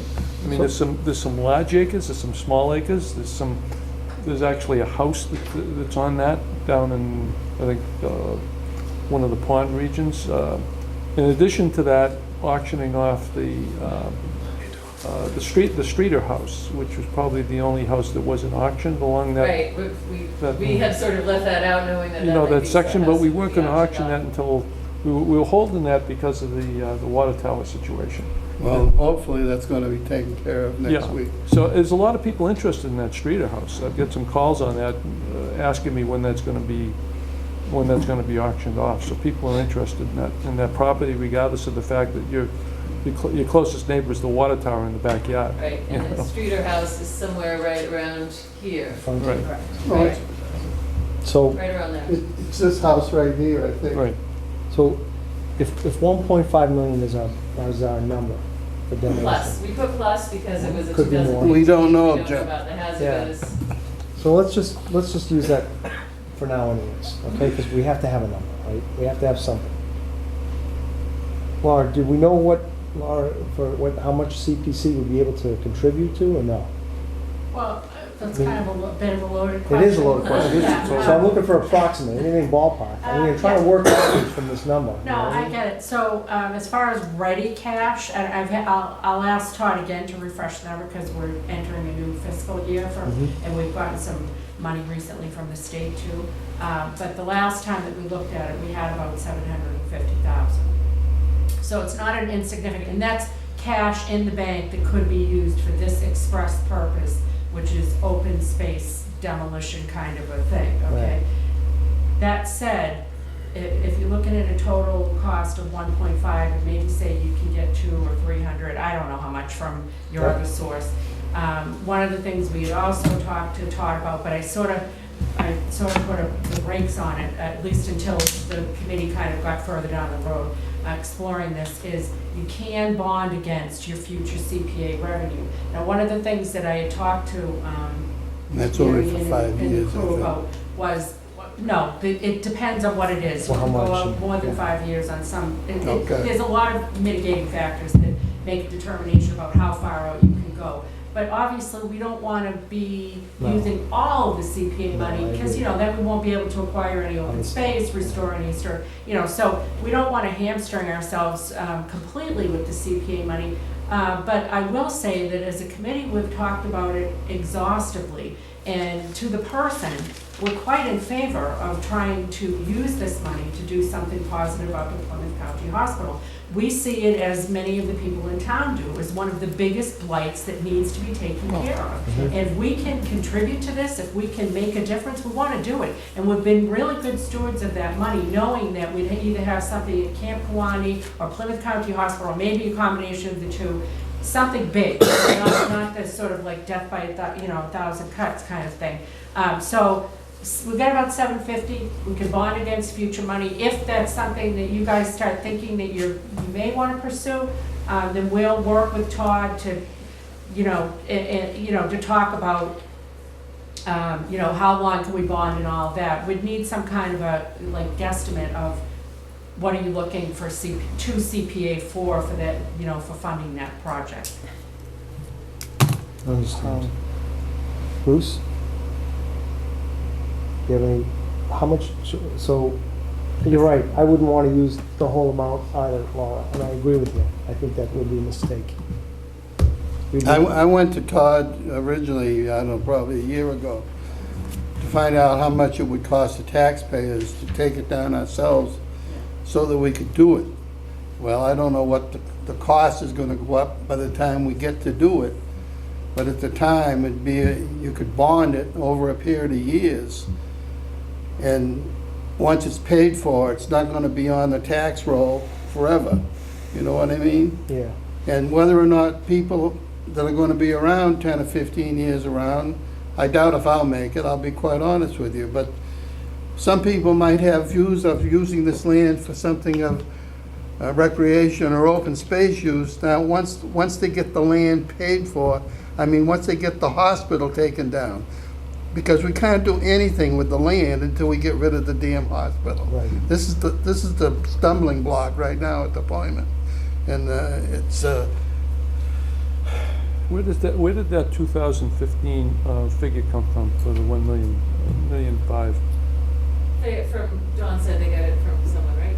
The 1.5 million was from who? I reached out to Costello Dismantling that's where it Company was about from. 6 or 7 months ago.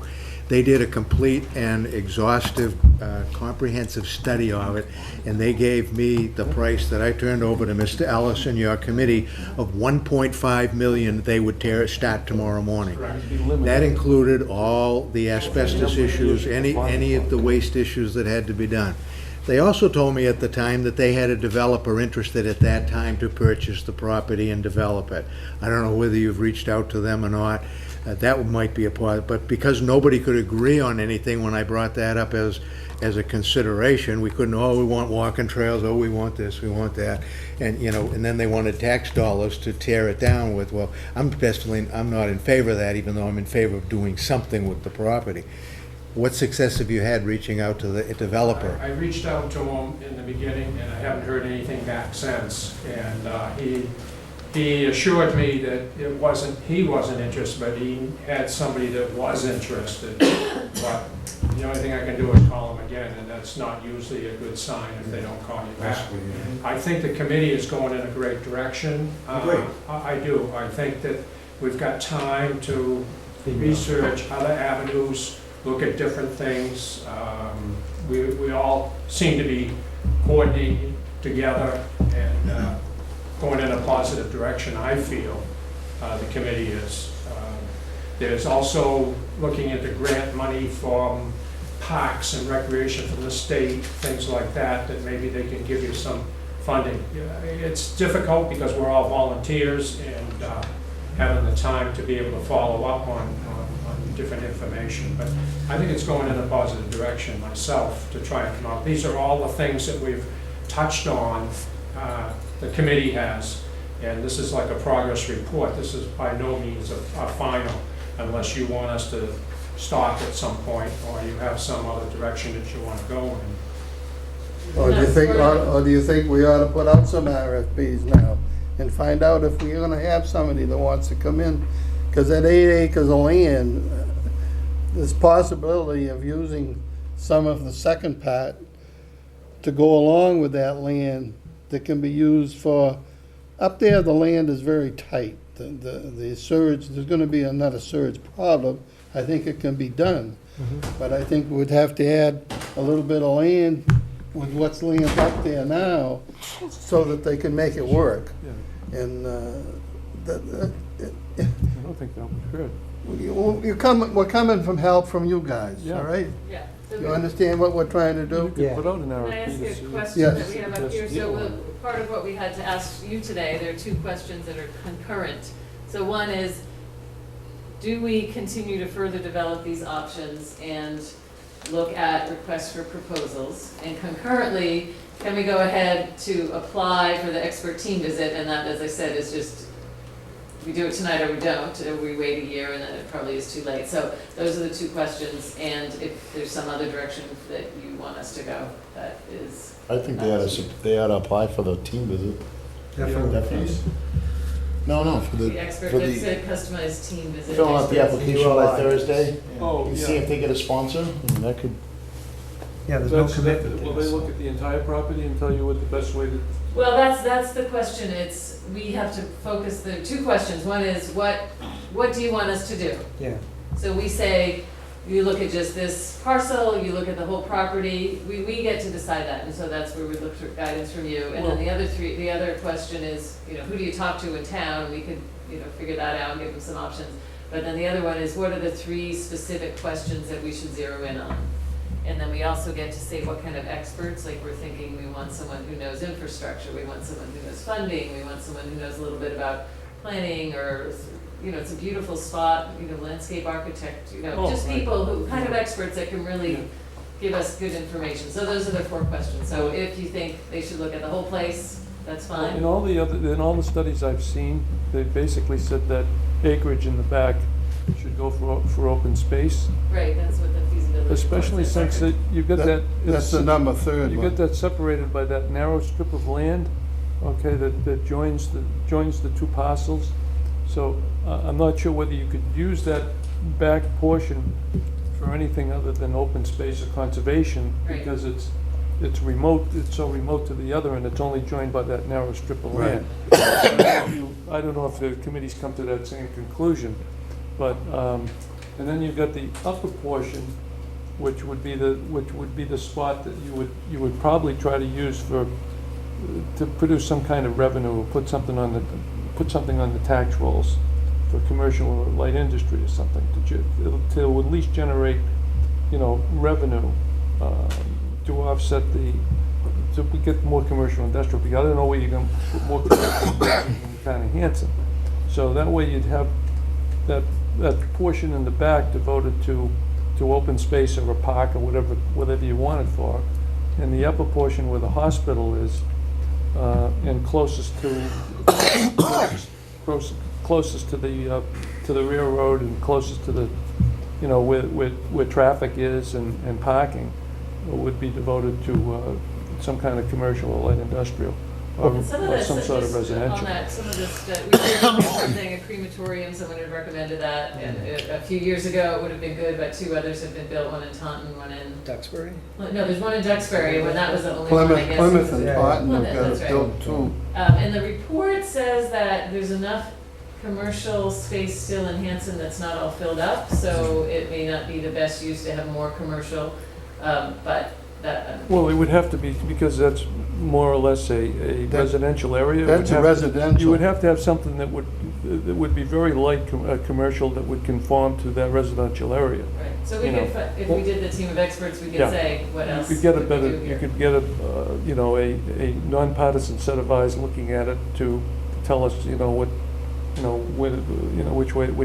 is the best way to go with it. Well, let me ask you a question. So do we have to do so the RFP, and then you apply for the expert team visit for ULI, right? Is it one or the other?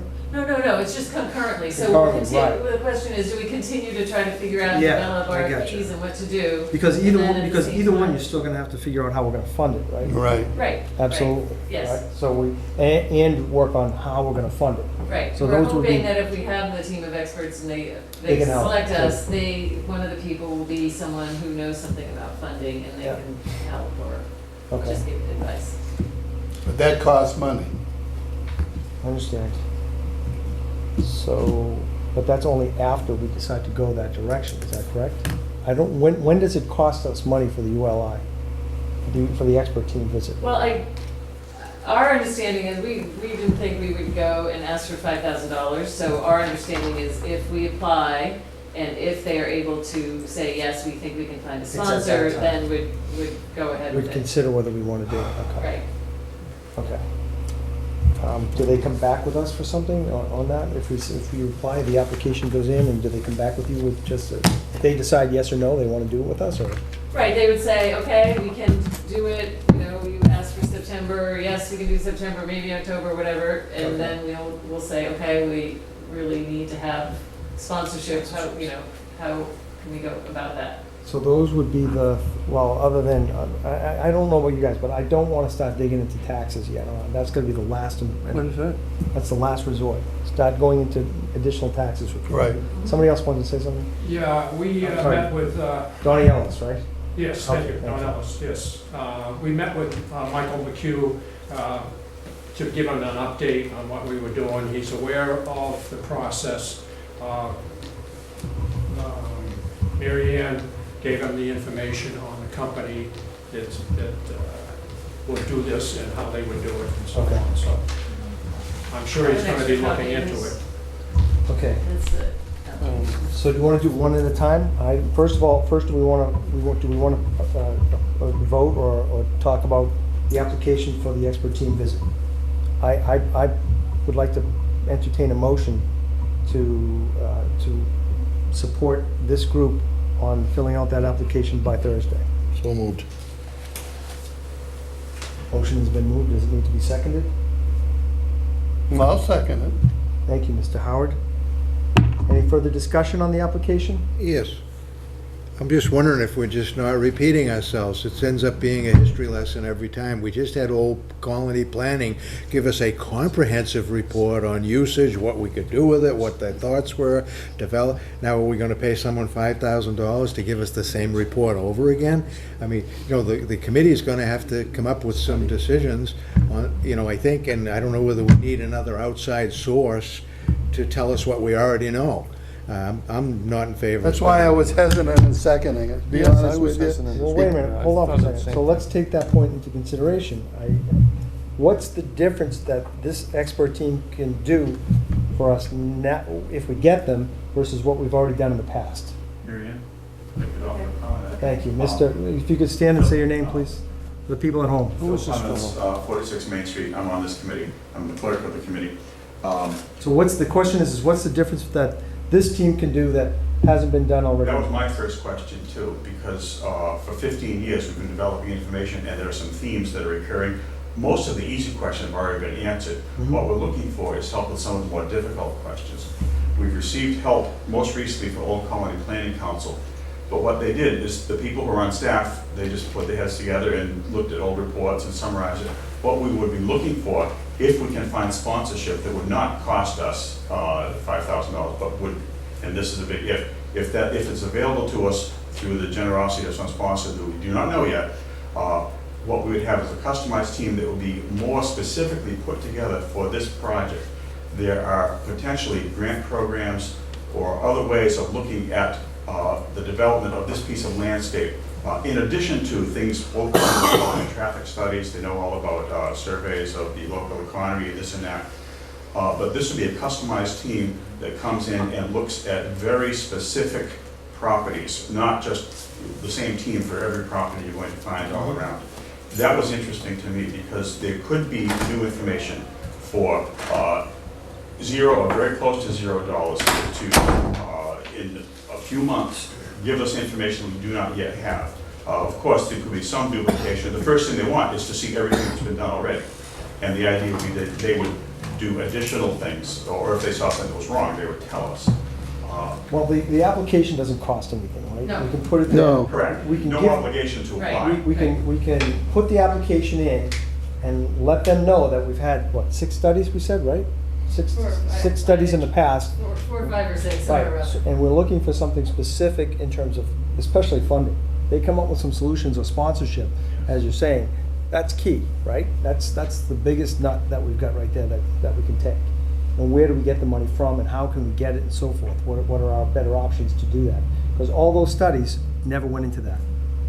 Is that correct? None of them went in specifically in terms of how much it's gonna cost, where to get the funding, all that stuff, because that's what we really need to do in order to move on this. We've got a lot of good basic information, and we want to build on that. We don't want to duplicate it, but we don't want to take a long time to get to the next step either. Exactly, and as long as when we fill out the application, I think that point is made, Mr. Scott's point is made, that we've had all these prior studies, here's all the information we have, we're looking for something different. We want something specific to do on this, and what to do, and how to fund it, all those agonizing questions.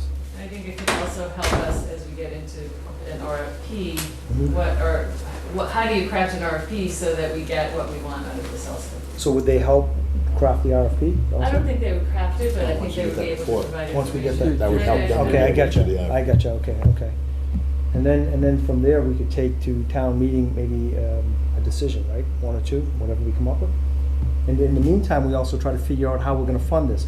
I know Mrs. Kemet suggested, I know she said the $750, but I don't know how we figure, maybe we wanna leave $100,000 in the bank, it's not up to me, I'm not saying that. I'm just using it as an example, and only take the $650 or something like that, whatever, right? And then take it minus from the 1.5, even though we know that that's not a fixed number, and figure out how to fund it between now and a month, or now as soon as possible, right? Does that sound like the right direction that we want to Mr. go? Chairman, Yeah. just play devil advocate with you for a second. Plays the devil out, yes, sir. We're good at this. If you utilize CPA funds for that 8 acres and to take the building down, Yes, sir. I'm assuming because you're utilizing CPA funds under law and under the bylaws, you would be restricted to using, for that piece of property, you would be restricted to open space or whatever you'd be restricted to utilizing that property for open space, correct? So you couldn't use it for anything else? You would be restricted to using it for open space. There'd be a deed restriction on it. Right. In other words, the town would have to pay CPA back if they decided they wanted to sell that property for something other than open space. Right. So basically, the way the law is set up is that the town's not gonna abscond with CPA funds and then go sell it for Right, profit. yeah. And it needs to be used for one of the CPA purposes. That said, if the town decided after it was demolished and after we went down that primrose path that they wanted to do something else with it, you'd simply have to reimburse from the sale the CPA funds. Does it have to be that parcel? So can you scroll over?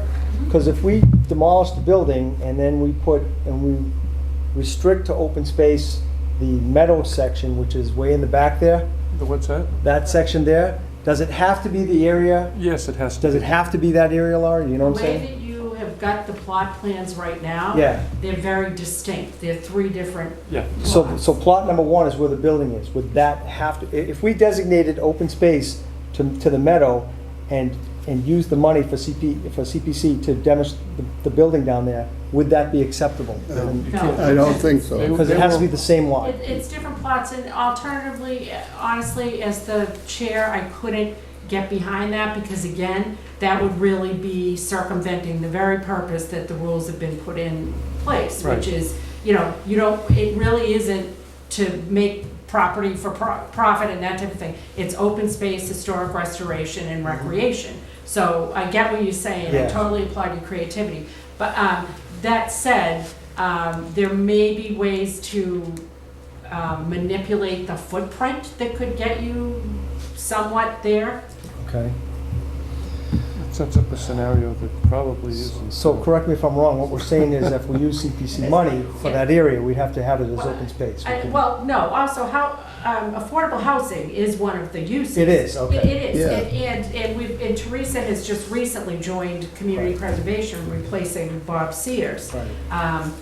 And the fact that she's been speaking to Mary Ann and the committee is quite serendipitous, because she does bring a lot to the table on that. So if the town were to decide that they were going to do something, some component of affordable housing up there, that piece of CPA money, which is in excess of the $750 that I told you, it's not a lot, I don't want anybody to think it's gonna solve our problem, it's like $140,000, but that piece would also be able to be eligible to be used up there for some affordable housing component. Okay. And how did, when talks go with Mr. Cutler, does he know that we would try to get grants? Yes, I spoke with him, and he was gonna have his aide. He's pretty good at it. Yeah.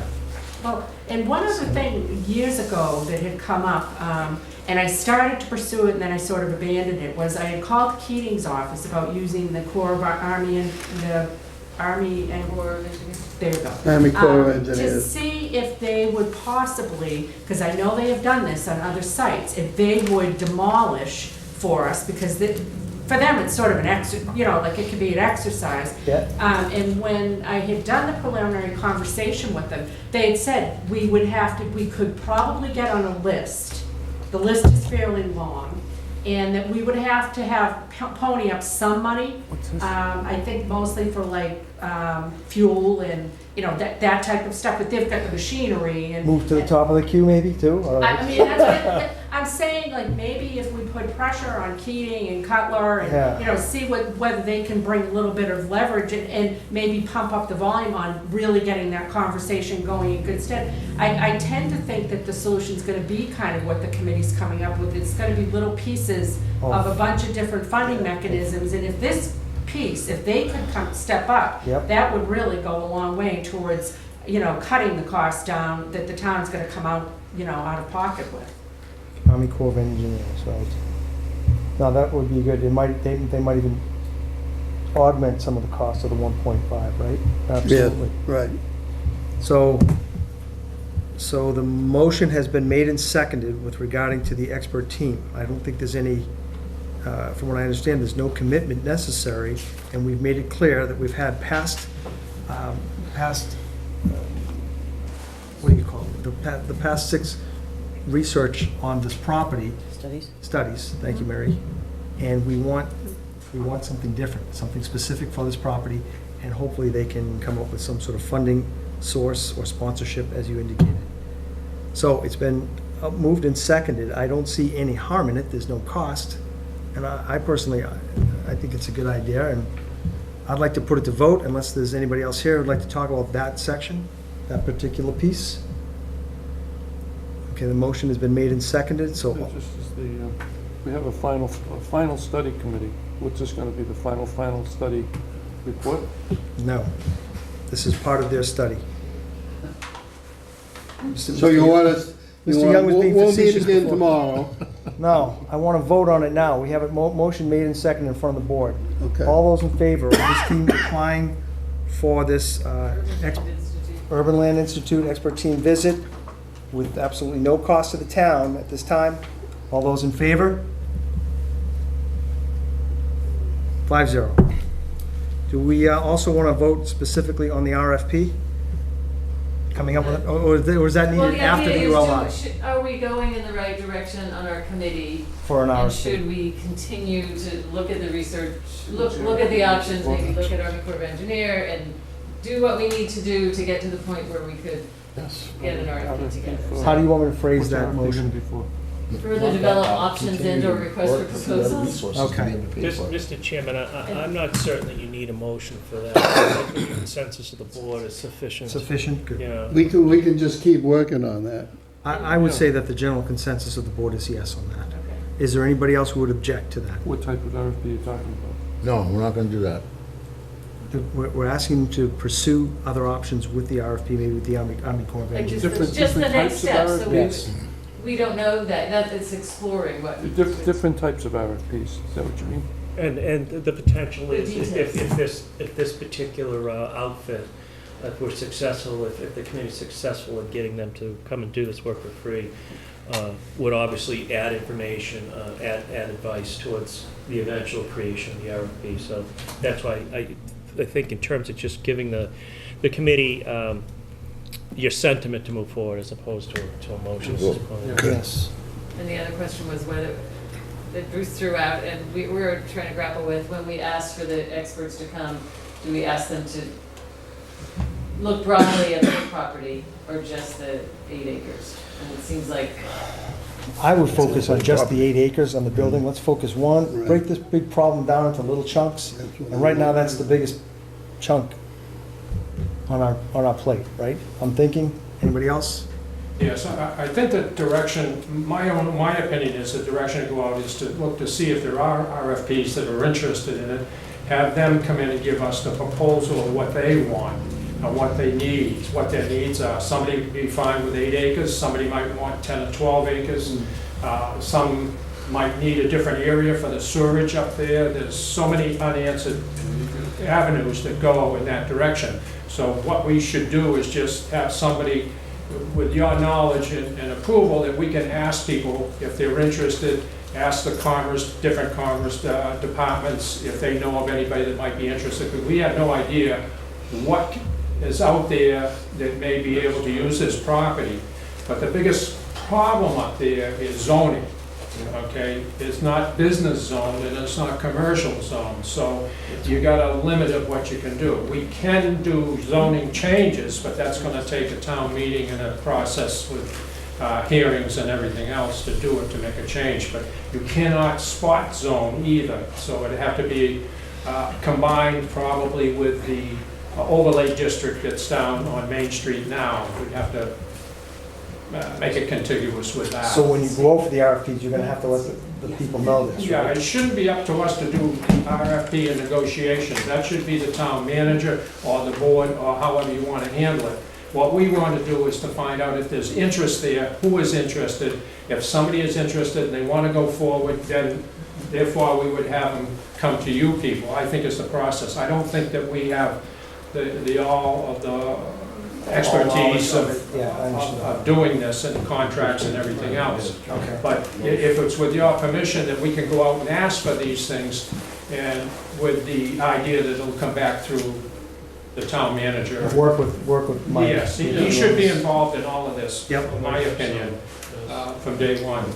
I think that's a great idea. I think that, you know, in moving forward, possibly if you do get a developer, if they should have an interest, they may want to enter into some sort of mitigation with the town that would include some of our interests for open space, walking trails, playground. You know, I don't know what the end result would be, but a lot of the companies, if they see a profitable way of developing something, they'll also enter into these mitigations that could be included to benefit the town too. So you might be able to put a combination type of thing together.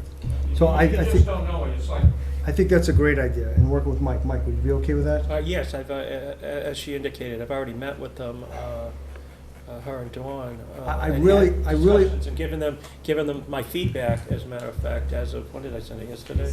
Good. So I also indicated that, in all honesty, this is the type of project that I really enjoy, and Okay.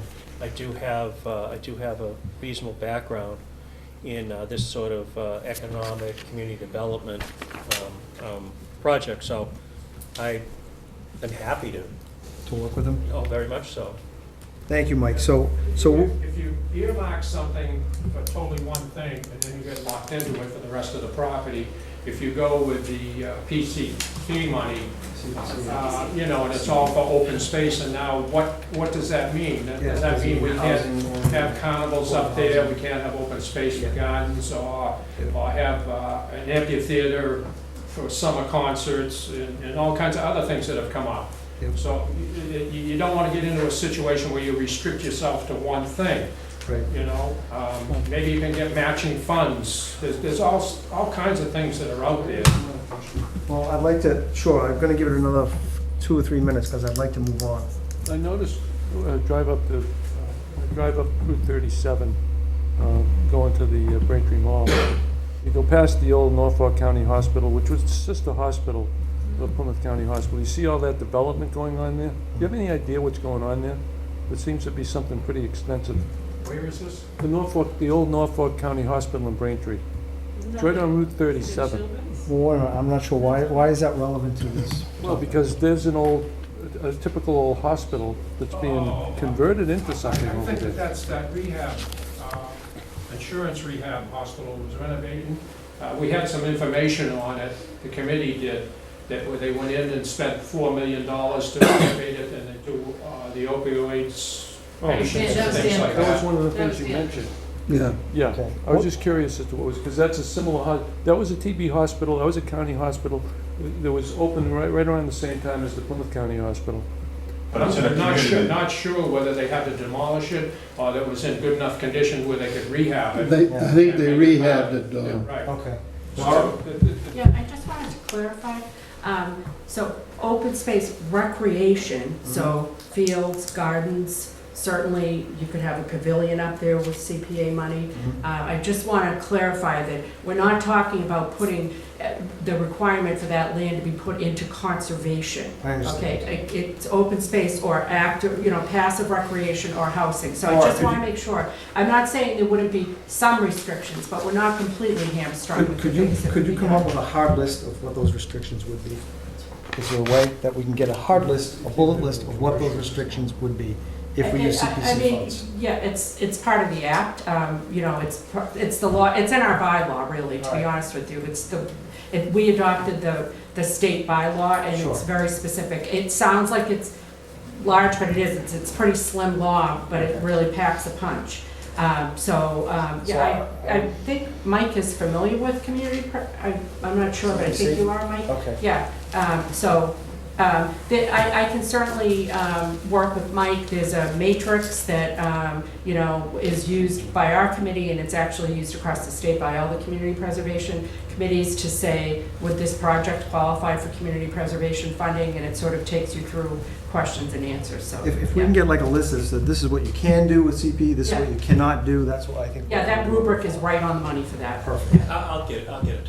Mr. Clemens? One last comment, and what Mr. Young was saying is we've been searching the landscape for similar projects or properties that have been renovated or somehow but one thing that differentiates us, we find, is some of those places with projects on, they have public sewage. They're on MWRA or something, and that makes an enormous difference. That's a big difference. So the infrastructure review is part of what we're looking at now, and that can't help but define a lot of what people recommend to us.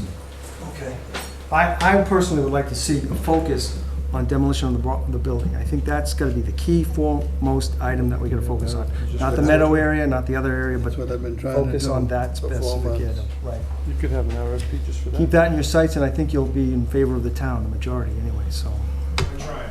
Thank you, guys. Thank you very much, Mary Ann, for presenting Yeah, this thanks, site. great job, Mary Ann.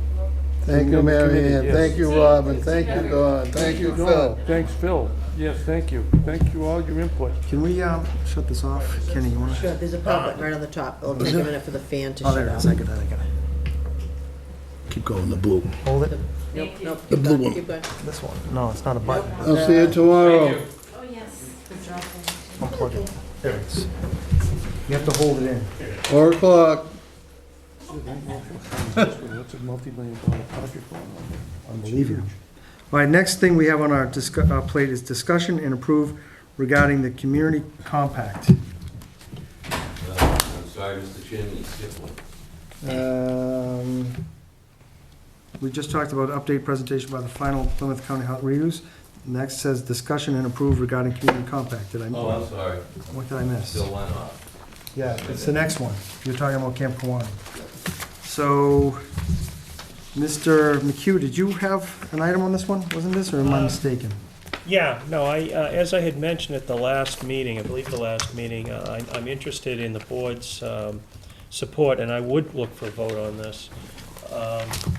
For the town of Hanson to apply to become or to sign on the community compact, which is, as I mentioned before, it's basically comes down to the town agreeing to promote a best practice from the list of best practices. In front of us from Charlie Baker. Yeah.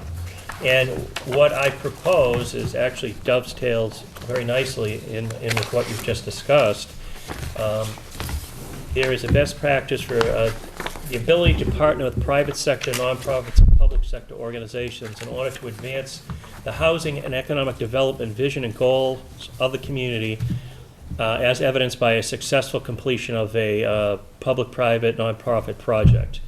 And that's the one that I chose, and they asked for a little information as to why that was chosen, and quite succinctly, I said the redevelopment of the former Plymouth County Hospital is a high priority for the town of Hanson.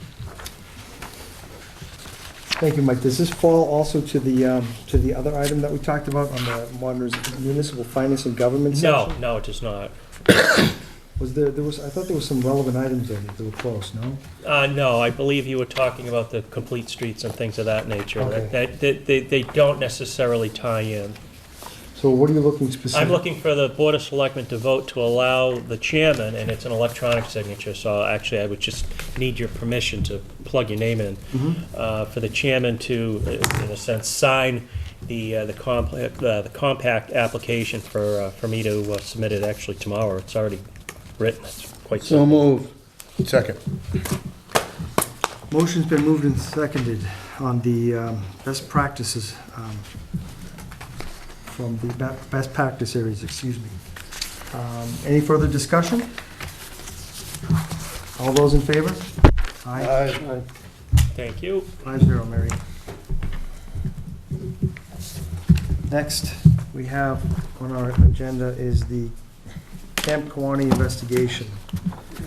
I have a motion here in front of me. Why don't I put it out, and then we'll bring it to discussion. This is one of those items. So I need someone to make the motion as printed to move the Board of Selectmen request and authorize the town administrator to work with Labor Council and Leo Pelican to complete the Camp Kawani inquiry, including by requiring Recreation Commission members and employees to fully cooperate, which would include providing information and documents and answering questions at an interview. So moved. I need the motion seconded in order for it to move forward. Can we put a time limit on that, so this thing's finally brought to a conclusion? What do you mean by time limit? Is there a time limit? It's been going on for too long. I want the thing resolved. I think, Well, I think, when the investigation's over, it was. Well, yeah, but look how long it's been going on now, and it's still. well, I'll tell you what, why don't you second the motion, we'll open it for discussion. And I'm gonna put a 30-day limitation on it. do you want, are you seconding the motion? I'm gonna amend your motion for 30 days. Motion's been amended for 30 days. I want Who made the motion originally? Ken did? Mr. Kenny, I was coming back to him. Ken Kenny, needs to accept that as accept the motion for 30 days to have it done and resolved with by? No, I don't. Well, no, I can make an amendment, and then the board has to vote on the amendment. That's the way it works. Look, Bruce, in all honesty, I No, think, you can't deny my amendment. Well, no, nobody- now you hold on. have to vote on the amendment. What could have happened is Ken could have accepted as a friendly amendment, and then you wouldn't have needed a vote. yes. Now that Ken is not in favor of that, you do need to vote separately on the amendment. All right. But there needs but to we be a only second. vote- but it has to be a there needs second be to a it second before the we do amendment, that, yeah. As- Well, wait for Don to come back. Donnie's recusing himself, so it says right on the top of here, Don to recuse himself, right? Could I ask, Jim Hickey, Terry Ave, could I ask why Selectman Howard would be excusing himself from this vote? I believe he has direct family with this, is that correct? No, or not anymore, he doesn't. No, he doesn't. Not anymore? Then he should come back in. I mean, unless he's gone to the bathroom, I'm not sure if he stepped out for this, or if he went to, we can find out. Would you find out if he's Let's gone get out this there? thing over with, God's sakes. All right, then I'll tell you what, why don't we put it for discussion? No. No, she's saying no. Mike, why? Well, no, I don't think it was appropriate to go and bring Donna back in like that. But, The reason why John, Selectman Howard can recuse himself for any reason he feels fit, and he doesn't. Selectman Howard also does not need to state the reason that he's recusing himself if he so chooses. Well, I don't think. He certainly can ask the question, but he does have that right. Well, I brought him back in here to make sure he understood that he doesn't have to recuse himself from this vote. You do not have to recuse yourself from participating in this vote or motion. You can stay. It's up to you. Which would you prefer? You got me in a bind. Well, It's part of the job, Donnie. That's all I can tell you, man. It does some things John, we you don't can like still doing. some recuse things we yourself don't. if you wish. If you want to recuse yourself, You you can want. still recuse yourself if you wish. If you wish to recuse yourself, you can stand up and walk out. It's up to you. I think I should. All right, I really okay. do. I'm sorry. Don't be sorry. Well, then, why don't we? The only reason I made that amendment is Well, because it's been- hold on, Mr. Young, I understand the amendment, okay? So this is my turn to speak on this particular item. I'd I'm like going to, to tell you why I want to make the amendment. well, I'm gonna tell you why I don't think 30 days is sufficient, okay? Because my understanding in discussions with council is that the cooperation has been not up to par. Well, I understand that, but if you don't get the cooperation, then you have to move accordingly. Agreed. So, and I'm in agreement on this, and I don't think there's anybody in this room that doesn't want this thing over and done with tomorrow, let alone 30 days. But I'll tell you what, why don't we bring it back up for on the next agenda item and give Mike McHugh the 2 weeks to work with Leo on this and figure out if the 30-day timeframe is acceptable or not. Would you be willing to do that?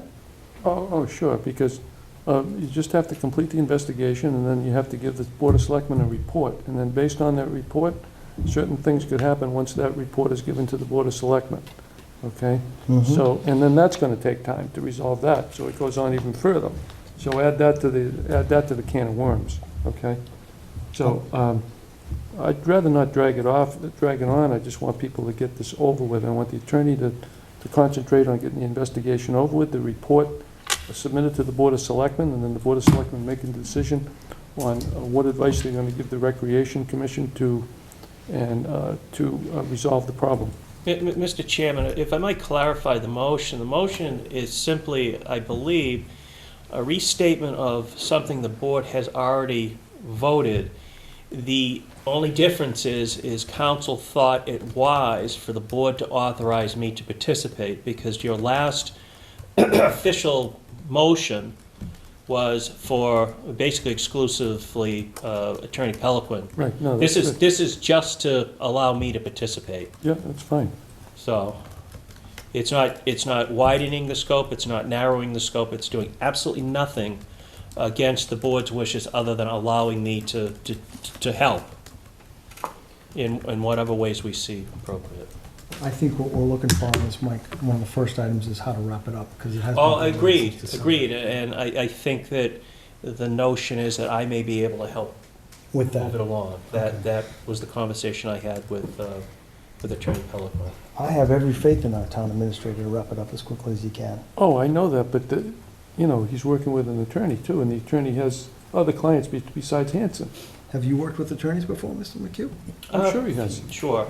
He can, I'm sure he can get him to go. I certainly understand Good luck. Selectman Young's concern, and I know that actually, not only this board, but the people involved with the camp want this over and done with as well, so we can move on. So, and I have been telling that to Attorney Peliquin. I can certainly reiterate that tomorrow, after, if the board votes positively on this. Again, I will be speaking with him tomorrow as to what my participation should be, and we'll move forward, get it done as quickly as possible. Mr. Chairman? Yes, sir. Can I speak? Jim Hickey, Perry Ave. I just wanted, before I speak, I wanted to make sure that the Board of Selectmen knew that I was newly appointed to the chairman of the Rec Commission. I'm not sure how that works, but I wanted to make sure that the Board of Selectmen knew I was the chairman for 2.5, almost 3 weeks now. Just one thing quick, just typically when boards reorganize like that, they usually send a letter into Mike McHugh. So if you guys have done that, you're cool. Yeah, we have. And Mary should have gotten everything by now, I'm pretty sure. Yeah, we have it. And I think, I know a vote hasn't been taken yet, but I do think that Mr. McHugh, the town administrator, can help speed this up. I have employees up there that feel like they're, as one of them put it, has a boulder over his head, just waiting for it to drop. I don't think it's fair to them that they would continue to work up there, let's say all summer long, without having an answer to this. Yep.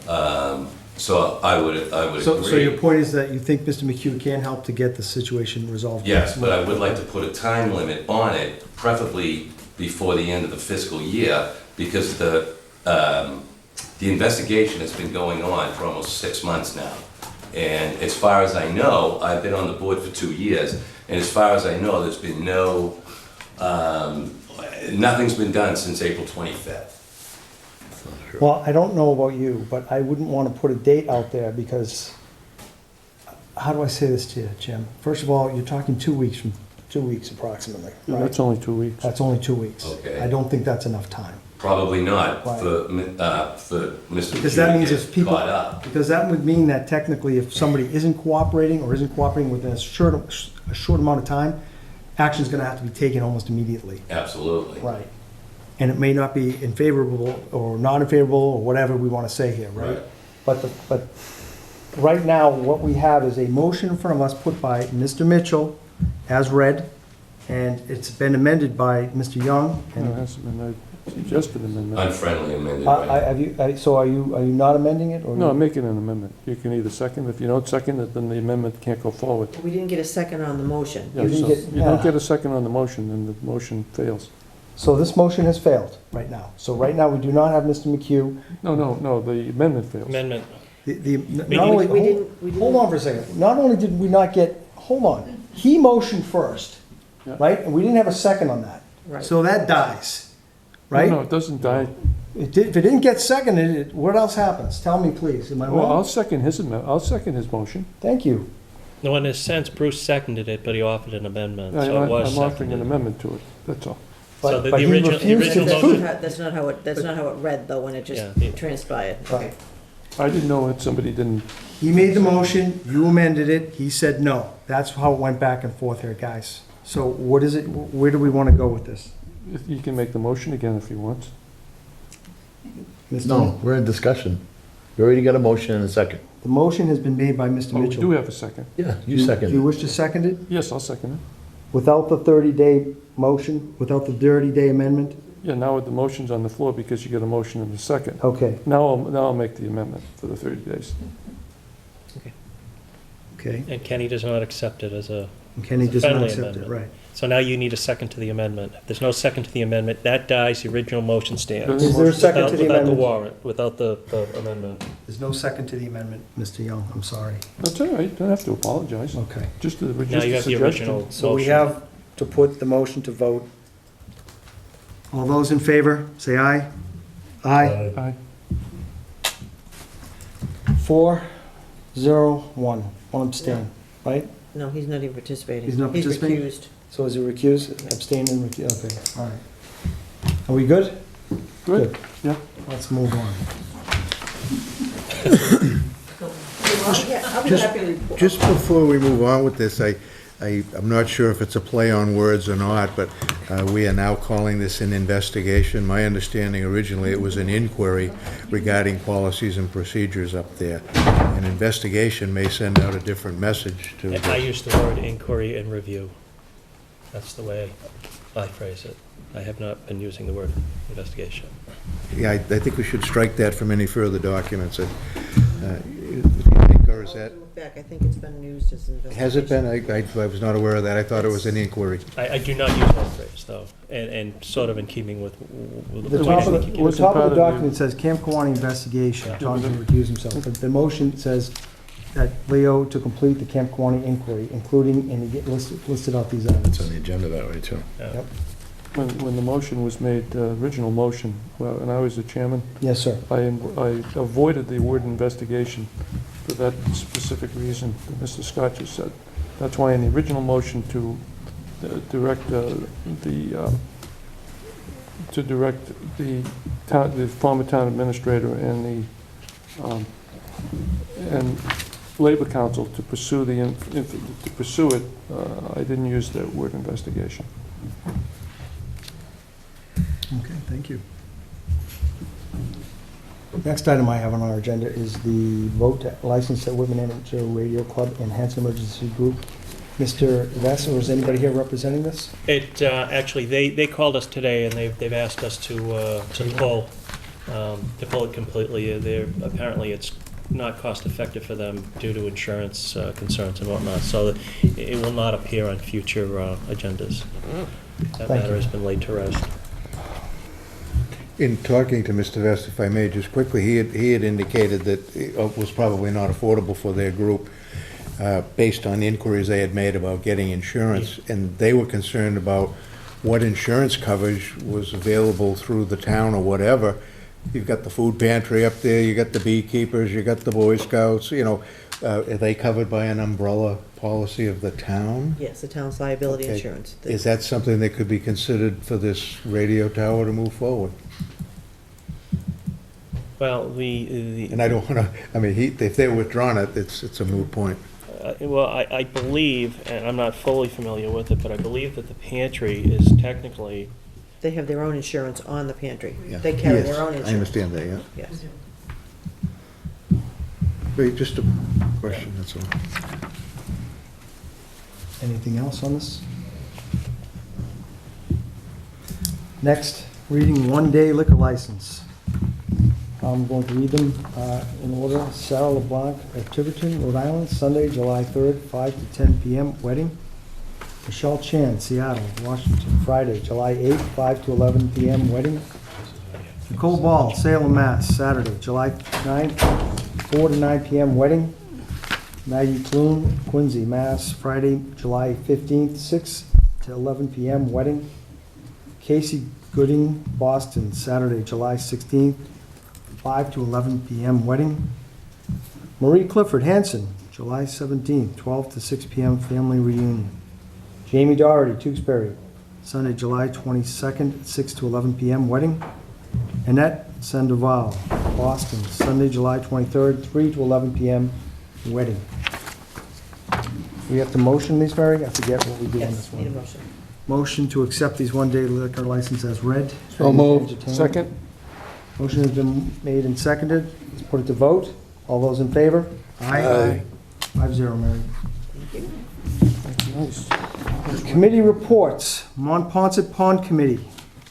I haven't heard the total thing, but I think they did a alum treatment.